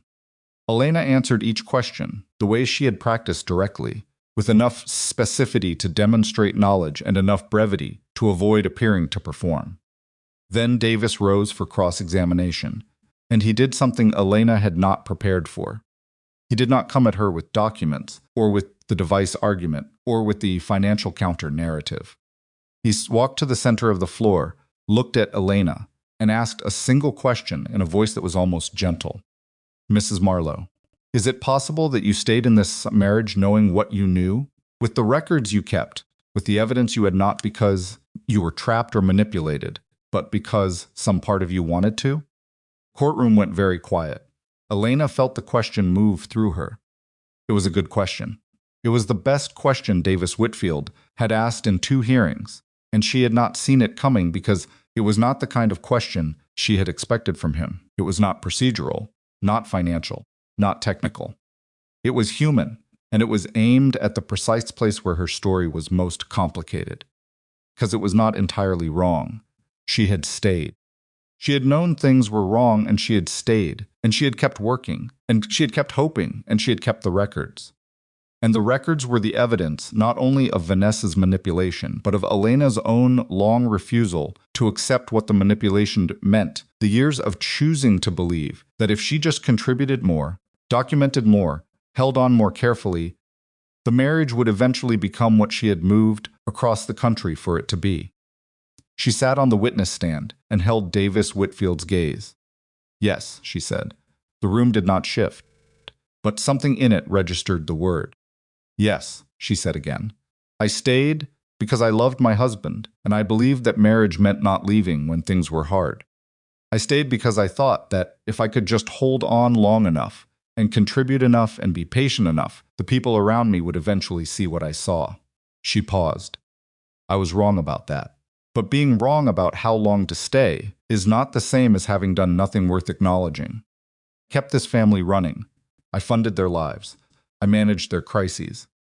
And I did it because I chose to, not because anyone put a gun to my head, not because I had no other options, but because I believed it was what you do when you love people. Her voice did not waver. The problem was that not everyone in that family understood love as a two-way arrangement. Davis said nothing, so yes, Elena said. I wanted to stay. And I also have the right to leave, and the right to be compensated for what I gave while I was there. She looked at him directly. Those things can both be true. Davis returned to his table. Grant put one hand over his mouth. Hargrove was writing. The afternoon recess was brief, 20 minutes, barely enough for Elena to stand and walk the length of the corridor and drink a glass of water and let her back unclench slightly from the position the witness chair had locked it into. Rebecca stayed close, not speaking, just present, the way people are present when they understand. That presence is the thing that's needed and not words. The water fountain near the elevator bank, Elena heard footsteps behind her. She turned. Grant was standing 6 feet away, alone. Without Davis, without anyone, he had come out through a different door and found her here, and from his expression, it was not entirely clear whether this was planned or whether he had simply followed an impulse without thinking it through, which had been one of his consistent qualities throughout the marriage. The tendency to act on impulse and then stand in the aftermath of his own actions, looking slightly surprised by where they had led him. Elena straightened. Your attorney would prefer you not do this, she said. I know, he said. So would mine, I know that too. She waited. He stood there. He looked like he had several things prepared and had abandoned all of them, and was now working with nothing. His hands were at his sides. His jaw was tight in the way she associated not with anger but with the physical effort of containing something that wanted to come out without adequate preparation. The message, he said, the one Vanessa sent, about the pregnancy. Elena said nothing. I didn't know she said that. I know you didn't, Elena said. I would never. He stopped. If I had known she felt that way, Grant, her voice was not unkind. What you would have done with the information doesn't change what the information is. She said what she said. She thought what she thought. And you protected her for 7 years because it was easier than asking hard questions about the people you needed to believe were good. His throat moved. I'm sorry, he said. I know it doesn't. What are you sorry for? Specifically, Elena said. I'd like to know. He looked at her. All of it. That's not specific, he breathed. For not believing you when you tried to tell me things were wrong. For letting her treat you the way she did. For saying what I said at dinner. His voice had dropped. For not being there when you needed me to be. For 7 years for all of it, Elena. I'm sorry. Elena looked at the man she had married. The man she had crossed state lines for. The man whose family she had bankrolled and managed and protected and loved through proxy. The way you love someone by loving what they love, even when what they love doesn't love you back. Some of that, she said, I might be able to forgive. Eventually, not today, but eventually, I want to try to fix. Don't, she said quietly. Not harsh, just final. Don't say that to me, outside a courtroom, where we're both about to go back in and finish this. There's nothing left to fix, Grant. There is only what comes after. And what comes after is that we figure out how to coexist for Sophie's sake, without either of us making it harder than it has to be. He blinked. Sophie, he said. Elena realized what she had said. She had not intended to say the name. It had come out the way things come out when you have been alone with them long enough naturally, without self-consciousness, as if the name had always been a fact, and she had simply spoken a fact. I don't know that it's a girl yet, she said. That's what I call her. Grant stood very still. Something moved across his face that Elena did not know how to name the expression of a man who has understood, perhaps for the first time, the full dimension of what he is losing. Not the marriage, not the apartment, the name. The name she had chosen alone, in the middle of the night, in a bedroom that was not their bedroom, for a child that was his, but whose first private name he had not been present for. It's a good name, he said. His voice was rough. I know, she said. She walked past him, back toward the courtroom. Her back ached. Her feet ached. She was 17 weeks pregnant, and she had been in a courthouse for 6 hours, and she had testified and been cross-examined, and had said her daughter's name out loud to her estranged husband in a corridor by a water fountain. And now she was walking back into the room where the final arguments would be made that would determine the conditions under which she would build the rest of her life. She pushed through the courtroom door. Rebecca looked up and caught her eye. Elena sat down. She put both hands flat on the table. Her pulse was elevated. She could feel it in her temples, in her wrists, in the place below her ribs where the baby sometimes moved, and which was moving now with a small, private, decisive motion, as if Sophie had an opinion about what was happening and was registering it. Davis Whitfield was arranging papers at his table with the focused efficiency of a man preparing his closing. Grant came in through the other door and took his seat. He did not look at Elena. He looked at his hands. Hargrove entered. The room stood. The room sat. We'll proceed with closing arguments, Hargrove said. Mr. Whitfield Davis stood. He had restructured his closing significantly since the preliminary hearing, and Elena could feel the restructuring, the way it moved, the different weight of it. He was no longer arguing that Elena had contributed nothing. He was arguing degree that her contributions, while real, were proportional and expected within the context of a marriage in which her husband bore the primary financial burden, and that the extraordinary claims she was making represented a mischaracterization of ordinary domestic partnership. He was very good. Elena listened and kept her breathing slow and her hands flat, and did not let her face do anything that could be read. Then Rebecca stood, and Rebecca said, My client kept records for 3 years because she needed to prove to herself that what she was experiencing was real. That is not the behavior of a woman living in an ordinary marriage. That is the behavior of a woman in a state of sustained erasure. The word landed in the room. Sustained erasure. Elena felt it in her chest. Rebecca continued. She laid out the full picture, not piece by piece this time, but as a whole. The 7 years. The cumulative financial contributions, the career foregone, the family sustained, the messages, the dinner, the night Elena left with 1 suitcase, the settlement offer designed to seal the evidence and protect the person responsible, the declination of that offer, because some things, Rebecca said, cannot be bought out of the record. She spoke for 32 minutes. When she sat, the room was very quiet. Hargrove looked at her notes. She looked at Davis. She looked at Rebecca. She looked at Elena. And then she said the 7 words that Elena had been building toward for 7 years without knowing the building had a direction. I've heard enough to make my determination. Elena's hands pressed flat against the table. Her pulse was in her ears now steady, fast, the specific rhythm of a body that knows something important is about to happen and is preparing for it with every resource it has. The room held, and Hargrove opened her mouth. And spoke for 19 minutes.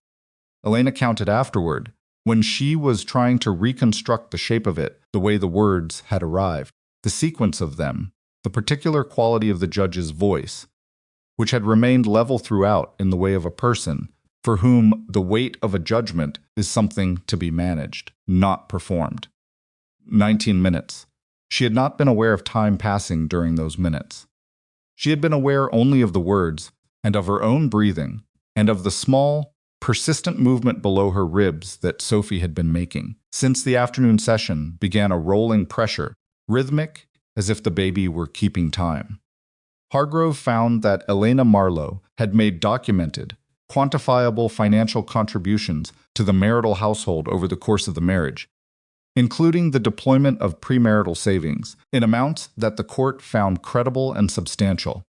She found that the characterization of Elena as financially non-contributory was not supported by the evidentiary record. She found that the foregone career earnings were a legitimate consideration in the equitable distribution analysis.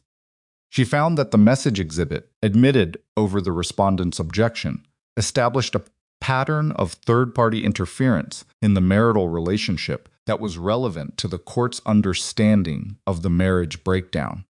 She awarded equitable distribution of marital assets at a ratio that reflected Elena's contributions. She awarded child support at a figure that would cover Sophie's needs through age 18 with a structured escalation clause tied to Grant's income. She awarded medical coverage for the pregnancy and the child. She awarded Elena's legal costs. She did not seal the message exhibit. That was the thing Elena had not been certain about until she heard it. The exhibit would remain in the public record, accessible, permanent. The 47 screenshots, and the Marcy thread, and the message about the pregnancy, and all of it, attached to a case number and a date, and the names of the people involved. Because the court found that the conduct documented therein was directly material to the proceedings, and that there was no legal basis for post-judgment sealing that outweighed the public record interest. When Hargrove finished, she looked up from her notes. The room was very quiet. Then she said, "Court is adjourned," and stood, and everyone stood, and the door behind the bench closed, and Elena sat back down because her legs had done something she had not asked them to do, and the sitting was not optional. Rebecca's hand came to her shoulder, brief, firm, the touch of someone who understands that the moment doesn't need commentary. Across the room, Davis Whitfield was already talking quietly to Grant. Grant was not looking at his attorney. He was looking at the table. His hands were in his lap. He had the aspect of a man who has been standing inside a building that has just fallen and is now conducting a private inventory of what he is still holding. In the gallery, Vanessa stood. She stood and she did not move for a moment, and Elena, who had promised herself she would not look at Vanessa, had kept that promise throughout the entire day, had treated Vanessa as something outside the edge of her vision, where things exist but are not attended to. Elena looked at her now. Vanessa's face was doing something Elena had never seen it do. It was not anger. It was not the managed concern she usually deployed. It was something stripped of management entirely, the face underneath all the architecture, the face of a woman who has run every calculation available to her and has arrived at a result she cannot argue with. It was the face of someone who has lost, not the case. Vanessa was not a party to the case. What she had lost was harder to name, and therefore harder to argue against the version of the story in which she was the protector. The narrative that had sustained 7 years of behavior.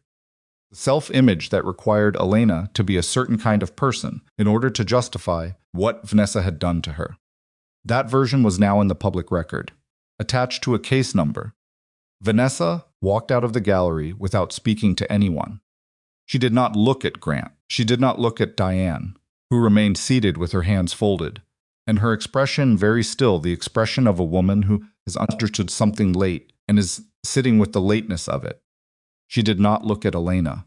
She simply left. Elena watched her go.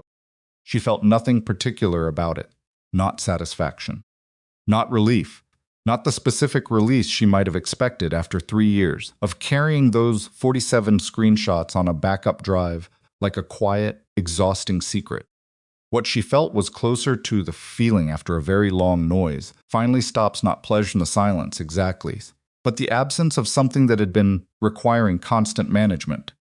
It was enough.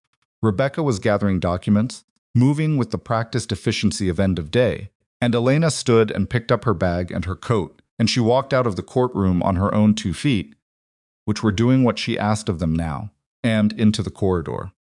Grant was there. He was standing by the window at the end of the hall, the same window where she had gotten water during the recess, the same corridor, and for a moment the repetition of it had a quality she couldn't name, like a scene staged deliberately to produce meaning. He had his coat on. He was holding it closed at the front with one hand, a gesture she recognized as his version of holding himself together, the physical tells she still knew despite everything. Davis Whitfield was not with him. He had come out here alone. She stopped 6 feet away. "I need you to know," he said, without preamble, without building to it, "that I heard everything today. All of it. I heard it. Not just the legal version of it. The actual thing." "Okay," she said. "I know that doesn't—" He stopped. His jaw worked. "There's nothing I can say that changes what happened." "I know that." "No," she said, "there isn't." I let her do it. He said it plainly. Not as a question and not as a bid for sympathy, just as a statement of fact that he appeared to have arrived at with some difficulty and was not retreating from. "I let Vanessa. I made it easier for her to do what she did than it would have been if I had been paying attention. That's on me, not on you. It was never on you." Elena held this. "Took you 7 years and a court judgment to say that," she said. "I know. It would have cost you nothing to say it at year 2. "I know that too." She looked at him, at the circles under his eyes, at the weight he had lost, and the way the absence of it made him look like a rougher, less finished version of himself, as if the veneer of ease and success that had always characterized him had thinned to where the actual material underneath was visible. She had loved the man underneath once. She still knew him, which was different from loving him, and not the same thing at all. "Sophie," she said, "she's going to need you to be better than this version of you." Something moved in his face. "I know," he said, for the 3rd time, and this time the 2 words had a different texture, heavier, more complicated. The sound of a man not making a promise but acknowledging a debt that cannot be discharged by any amount of money a court has ordered him to pay. "Then be better," Elena said. "Not for me, for her." She walked past him toward the elevator. She did not look back. Rebecca caught up with her at the elevator bank, and they rode down together in the kind of silence that is not uncomfortable but is full the elevator, containing 2 women who have just finished something large and are letting it settle before they decide what to say about it. In the lobby, Rebecca stopped. "I want you to go home," she said. "Sleep. Eat something real. The paperwork is going to take several days to finalize, and there's nothing that needs your attention tonight." "Okay," Elena said. "Elena." Rebecca's voice had shifted slightly less attorney, more human. "You did something very hard today, and you did it well. I want you to know that before you get on the train and start thinking about everything still ahead." Elena looked at her. "Thank you," she said, "for all of it." Rebecca squeezed her arm once.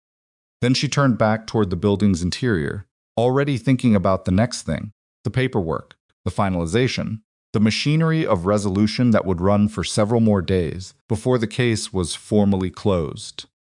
Elena pushed through the glass doors and out into the city. It was late afternoon now, the winter light already going orange at the edges. The cold was the honest, uncomplicated cold of December, no ambiguity in it, no pretending to be something other than what it was. She stood on the courthouse steps and breathed it in and let the movement of the street wash over her without requiring anything from it. She was not happy. She was not relieved.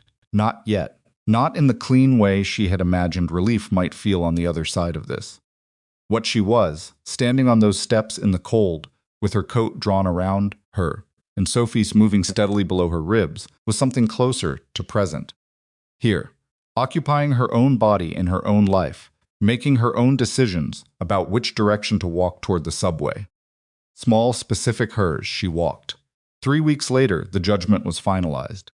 Paperwork arrived at Rebecca's office on a Tuesday, and Rebecca called Elena that afternoon to walk her through it, the asset division, the support structure, The legal language that turned the sum of a 7-year marriage into a set of numbered clauses and financial obligations. It was a thorough document. It was a fair document. It was a document that acknowledged, in the formal, impersonal language of the law, that Elena Marlowe had existed inside that marriage, that her presence had been real and her contributions had been real, and that the story told about her by the people who had benefited from those contributions was not. Elena listened to Rebecca read through the key provisions. She asked 3 questions. She signed where indicated. When she hung up the phone, she went to the window of her childhood bedroom and looked out at the yard, which was snow-covered now. The garden her mother had planted in the summer, reduced to its winter bones, the bare structure of it. The canes and stems and root systems that would produce again in spring, without anyone needing to instruct them on how to do it. She stood there for a while. Then she went downstairs and told her parents. Her mother cried. Her father nodded. Once, the way he nodded when a load-bearing calculation confirmed the result he had expected.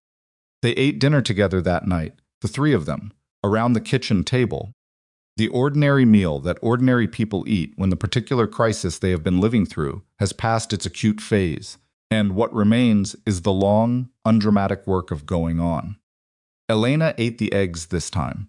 Sophie Hale was born on a Saturday in March, at 6:02 in the morning, in a hospital 40 minutes from her grandparents' house. She weighed 7 pounds and 4 ounces. She had dark hair and Elena's jawline and the specific, focused expression of someone who has arrived somewhere and is conducting a serious assessment of the situation. The nurse put her on Elena's chest, and Elena held her there with both hands and felt the weight of her, the actual, physical, specific weight, and something inside her that had been braced for a very long time let go. She did not say anything. There was nothing to say that would have been adequate to the moment, and Elena had learned, over the past several months, to stop trying to make things adequate. Some things simply were what they were. This was one of them. Walter and Miriam came in 20 minutes later. Walter stood at the foot of the bed and looked at Sophie with the expression Elena had been waiting her whole life to see on his face, not the controlled, steady competence, but something underneath it, something unguarded and enormous that he could not engineer or contain. He made no move to wipe his eyes. He simply stood there with them full. Miriam held Sophie for a long time, talking to her in the low, continuous murmur of a woman who has been waiting for this particular conversation for years and has many things to cover. Grant came that afternoon. Elena had texted him, when she went into labor, not a long message, just the time and the hospital name, because he was Sophie's father, and he had that right, regardless of everything else. He came alone. He knocked on the open door of the room and stood in the frame and looked at the baby in Elena's arms, with an expression that required no interpretation. Elena held Sophie out toward him. He came in. He sat in the chair beside the bed. He took Sophie with the careful, stiff uncertainty of someone who does not have practice, but is trying very hard to be present for the thing in front of him. Sophie regarded him with her dark, serious eyes. "Hey," he said to the baby, quietly. "Hey, Sophie." The name in his aunt's mouth for the first time. Elena watched him hold his daughter and felt the complicated, specific grief of watching someone understand too late what they have lost, not lost Sophie. Sophie was here. Sophie was his. He would be her father, but lost the version of this morning where it could have been different. The version where he had been the person beside the bed, where the room would have held a different kind of weight. She did not say this. There was nothing useful in saying it. He stayed for an hour. When he left, he paused at the door and looked back at Elena, not at Sophie, at Elena, and said, "Thank you for letting me come. She needs you," Elena said. "That's why." He nodded. He left. Elena looked at Sophie, who had fallen asleep with the absolute confidence of someone who has no reason to expect anything other than adequate shelter. Elena said to her quietly, "It's just us now." The first months were the hardest, not because Elena had expected them to be easy. She had not been naive enough for that, but because the difficulty was multidimensional in ways she had not fully anticipated, and it arrived on days when she was already running on 4 hours of sleep and the particular fog of new motherhood that makes even simple tasks feel like they are being performed at a significant altitude. she had help. Her parents were in the house, present and capable, and their presence was the specific kind of practical support that does not require performance. Her mother took Sophie on the overnight shift twice a week without being asked. Her father fixed the broken hinge on the closet door in the nursery with the same steadiness he brought to everything, as if squeaky hinges were a structural problem that he was professionally obligated to solve. Nathan Cole appeared in her life in the way that people who have always been present sometimes suddenly appear not as a new person, but as someone who had been in the peripheral vision for years and moved quietly into focus. He had been a year behind her in high school, had moved back to the area 3 years ago after a divorce of his own, and had run into her father at the hardware store and come to fix a gutter, and had stayed for coffee, and had been, since then, presence in the margins of Elena's days, dropping off groceries once when her mother was sick, texting occasionally with the undemanding quality of someone who has no agenda and no expectation. He did not try to be more than that. This was the thing Elena noticed and valued. He did not appear more frequently after Sophie was born, did not use the baby as an excuse to increase his presence, did not position himself as the solution to anything. He simply continued to exist at a comfortable distance, and occasionally that distance narrowed for a few hours, and then it widened again, and Elena found that she could accommodate this without anxiety. She was not ready for more than that. She was not sure she would ever be ready for more than that, and she had made a private and deliberate decision to not require herself to know the answer before the question became relevant. The catering came later. It began, like most things that become important, as something else. Entirely. She had been cooking for her parents as a way of feeling useful during the late pregnancy months, making the things she knew how to make well. And a neighbor had come to dinner and had asked if Elena would cater her daughter's baby shower. She had said yes, mostly to have something to do. She had been paid, which surprised her. The neighbor told someone else. Someone else called. By the time Sophie was 6 months old, Elena had done 4 events and turned down 2 because she hadn't had the capacity. By 9 months, she had registered the business. She called it Hail Table Her Name Her Foundation, a declaration of origin that was also a declaration of direction. She used the money from the first 3 events to buy equipment. She used the 4th to pay for a food handler's certification she hadn't needed for 7 years and was pleased to discover she still remembered the material for. Her mother watched Sophie during events. Her father built her a set of shelving units for the equipment and storage in the garage, precise and level, and exactly the right dimensions, because he had measured twice and cut once, and it occurred to Elena watching him work that this was what she had been doing, finally measuring before she committed, not rushing toward the structure, understanding the load. It was not glamorous. It was not the life she had imagined at 32 when she moved to New York with her career ahead of her, and a man she loved, and the reasonable expectation that both of those things would grow in proportion to the attention she paid them. It was smaller than that imagined life in some ways and larger in others, and it was above everything else. Hers not in the claim sense, not in the defensive I earned this sense, but in the simple sense of something that has grown from your own hands and carries your own name and does not require anyone else's permission to exist. She did not hear from Vanessa for 7 months. When the message came, it arrived as a text from a number Elena had not blocked because she had never received a message from it before a new number, not the 3 that Elena had saved from the previous years. A simple message. 8 words. I'd like to meet with you. If you're willing. Elena read it standing at the kitchen counter while Sophie slept in the other room. She stood there for a while. She typed back, when? They met at a diner halfway between their respective locations on a Tuesday morning when the place was quiet, and the booths were the kind of high-backed vinyl that creates a physical privacy even in a public space. Elena arrived first because she's always preferred arriving first. She ordered tea. She waited. Vanessa came in 5 minutes late, which was not like her, which told Elena something before they had exchanged a single word. She looked different, not dramatically different. She was still recognizably herself, still put together in the careful way that was foundational to who she was, but something in the architecture of her was altered. The precision that had always given her a quality of controlled forward momentum was less precise. She moved more carefully, like someone navigating a surface they don't entirely trust. She sat down across from Elena. She looked at her.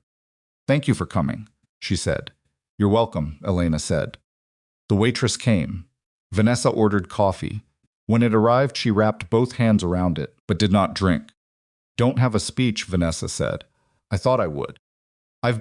I started writing things down, and every version of it sounded like I was trying to manage you again." She looked at the table. "I don't want to manage you." Elena said nothing. "What I did was calculated," Vanessa said. "Some of it. The parts that were worse, the texts, the way I used what you told me about the pregnancy." She stopped. She pressed her lips together briefly. "Those weren't impulse. I knew what I was doing. I chose to do it." Elena looked at her. "I know," Elena said. Vanessa looked up. "I know it was calculated," Elena said. "I've known for a long time. That's what the records were. That's what keeping those messages was. Because I needed to know that I wasn't making something small into something large in my own head. It was large, and it was calculated." She paused. "You don't have to tell me it was intentional." "I already know." Vanessa was quiet for a moment. "Then, what do you need me to say?" she said. And the question was genuine, the question of a woman who has run out of scripts and is asking sincerely. "I don't need you to say anything specific," Elena said. "I came here because you asked to meet, not because I needed something from you." She wrapped her own hands around her mug. "Whatever you're working through, that's yours. I'm not the one who can absolve it.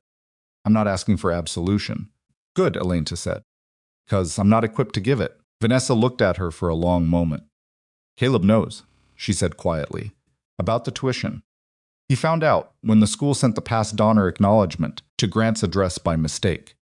He came to me and asked why his aunt had been paying his fees for 4 years, and I couldn't." She stopped. "He's 16. He's smart. He figured out what it meant." Elena thought about Caleb the boy, who had sat at her dinner table for some years with his phone in his hand, barely speaking, present only in the peripheral way that teenagers are present in adult spaces. She had not thought of him as a casualty of this. She had not thought of him much at all, except as a figure in the background of the things she had been trying to leave behind. "How is he?" she said. Vanessa looked up. The question seemed to have surprised her, the fact that it was genuine. "Angry," Vanessa said. At Mia pause. "He wrote her a letter." "Elena, he wrote you a letter. He gave it to me to give to you." She reached into her coat and withdrew an envelope. Standard white, sealed, Elena's name written on the front in careful teenage handwriting. "I don't know what's in it. He didn't tell me." Elena took the envelope. She held it. "I'll read it," she said. They sat for a while, longer not in comfortable silence, but in the silence of two women who have occupied the same painful terrain from opposite sides, and are, for the first time, not fighting about whose account of it is correct. The fight was over. What remained was the much less interesting and much more permanent work of being people who would exist in proximity because of a child they both loved, which required neither warmth nor forgiveness, but required, at minimum, the basic willingness to share a diner booth and drink something hot and tell each other the truth. "Sophie," Vanessa said eventually, "can I, when she's older? Will Grant be able to bring her sometimes?" "She's not a negotiating point," Elena said. "She is a child who will grow up and form her own opinions about the people in her life. What those opinions are will be based on what those people do." She looked at Vanessa directly. "So the answer to your question depends entirely on you." Vanessa nodded. She looked like she understood. She looked, for the first time in Elena's memory, like a person who was not running anything. Elena left first. She drove home on the familiar road, through the town that had stopped feeling like a failure to return to somewhere around month 4 of Sophie's life, and she pulled into her parents' driveway and sat in the car for a moment before going in. She opened Caleb's letter. His handwriting was careful in the way of someone who has rewritten something multiple times. The letter was 1 page. He wrote that he had been confused for a long time about why Elena always seemed uncomfortable at family events, and why she and his mother were never warm with each other. He wrote that when he found out about the tuition, he had initially been embarrassed that she had paid for something so personal, without anyone acknowledging it. Then he had thought about it more, and he had felt something he described, with the specific accuracies of a 16-year-old who hasn't yet learned to dilute his perceptions, as ashamed. He wrote that he was sorry. He wrote that he hoped Sophie would know her father better than sometimes felt he knew his. He signed with his full name, Caleb Thomas Marlowe. The formality of it was its own kind of seriousness. Elena folded the letter and put it back in the envelope. She sat with it for a moment. Then she got out of the car and went inside. Sophie was in the living room in her bouncy seat, conducting a serious investigation of a cloth toy that she had recently discovered she could bat with her fist, which she was doing with the focused repetition of someone who has identified a mechanism and intends to understand it fully. Miriam was sitting nearby, reading, glancing over at intervals with the expression of a woman in the presence of something that continues to delight her. Elena sat on the floor next to Sophie's seat. Sophie looked up at her. She had the dark eyes and the jawline and the focused expression, but she also had something that was not from Elena or Grant or anyone Elena could identify her own quality. Already, at 6 months, personality distinct and specific, and in the process of becoming itself, with no regard for the circumstances of its making. Elena put her finger in Sophie's hand. Sophie grabbed it with both of hers. "Hi," Elena said. Sophie made a sound.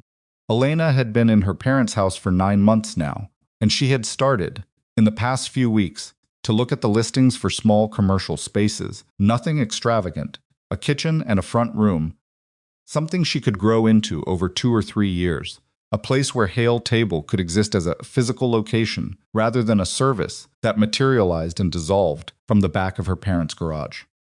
She had looked at one space that had potential, and one that had the right light but wrong dimensions, and one that she had immediately, instinctively liked, and then forced herself to wait 48 hours before deciding anything about, because she had learned, was still learning the difference between certainty and impulse. She had not signed anything yet. She was measuring twice. The first dollar the business had ever earned was framed on the wall of her childhood bedroom, a single bill, slightly crumpled, because she had not expected it to be a first dollar at the time, and had not thought to keep it flat, only smoothed it out later when she understood what it was.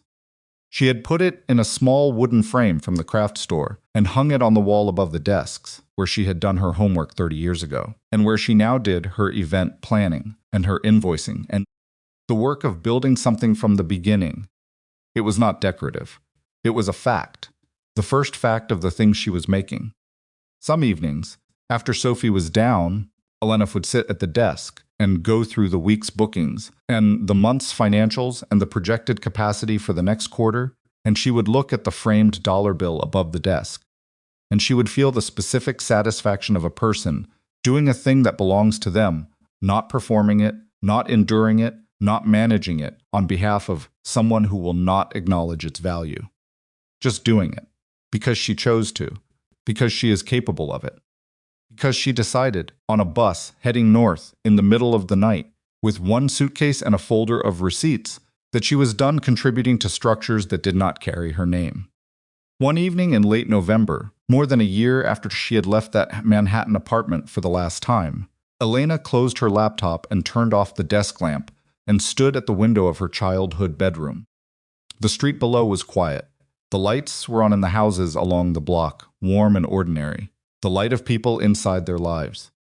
The first snow of the season had come that afternoon, and it was still on the ground, untracked, the specific blue-white of new snow under the streetlights. Sophie was asleep in the next room.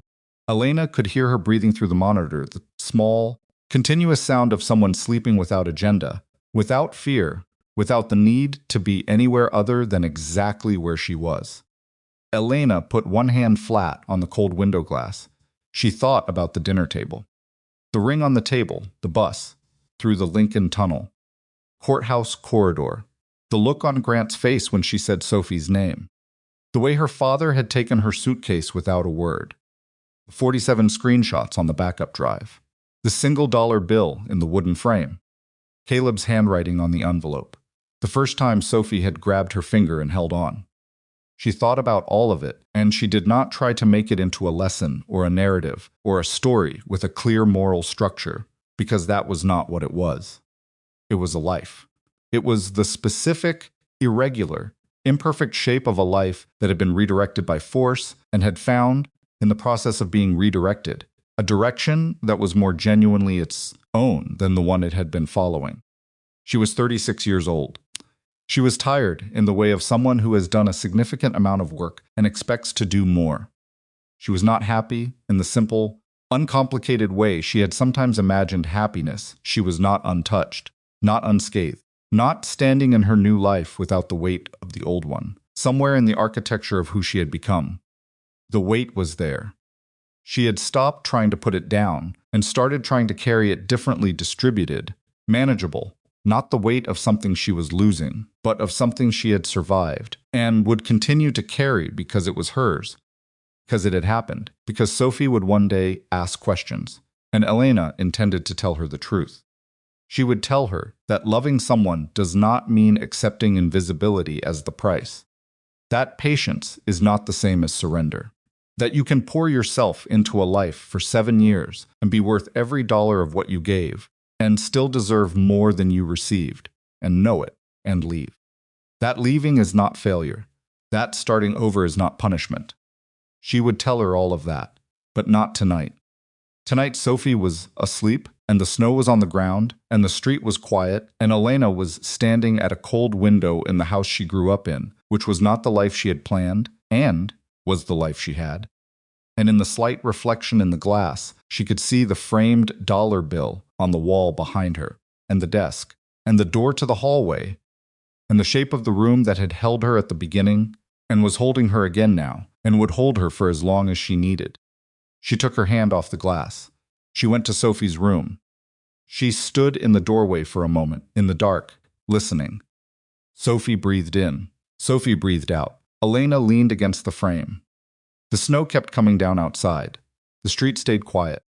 The house held its warmth around them, around the woman and the daughter, and the life that was neither finished nor broken, but continuing, steady and particular and theirs, into the ordinary, unmarked dark of an evening that required nothing from either of them, except that they be in it, alive, together, which was, Elena understood finally and without effort, enough. She turned off the hall light. She went to bed. Outside, the snow filled in the tracks on the street until there were none, and the town was quiet. And somewhere in the house, a woman who had spent 7 years being told she was nothing was sleeping without dreams, in her own life, on her own terms, and the door behind her was closed, and it was going to stay that way.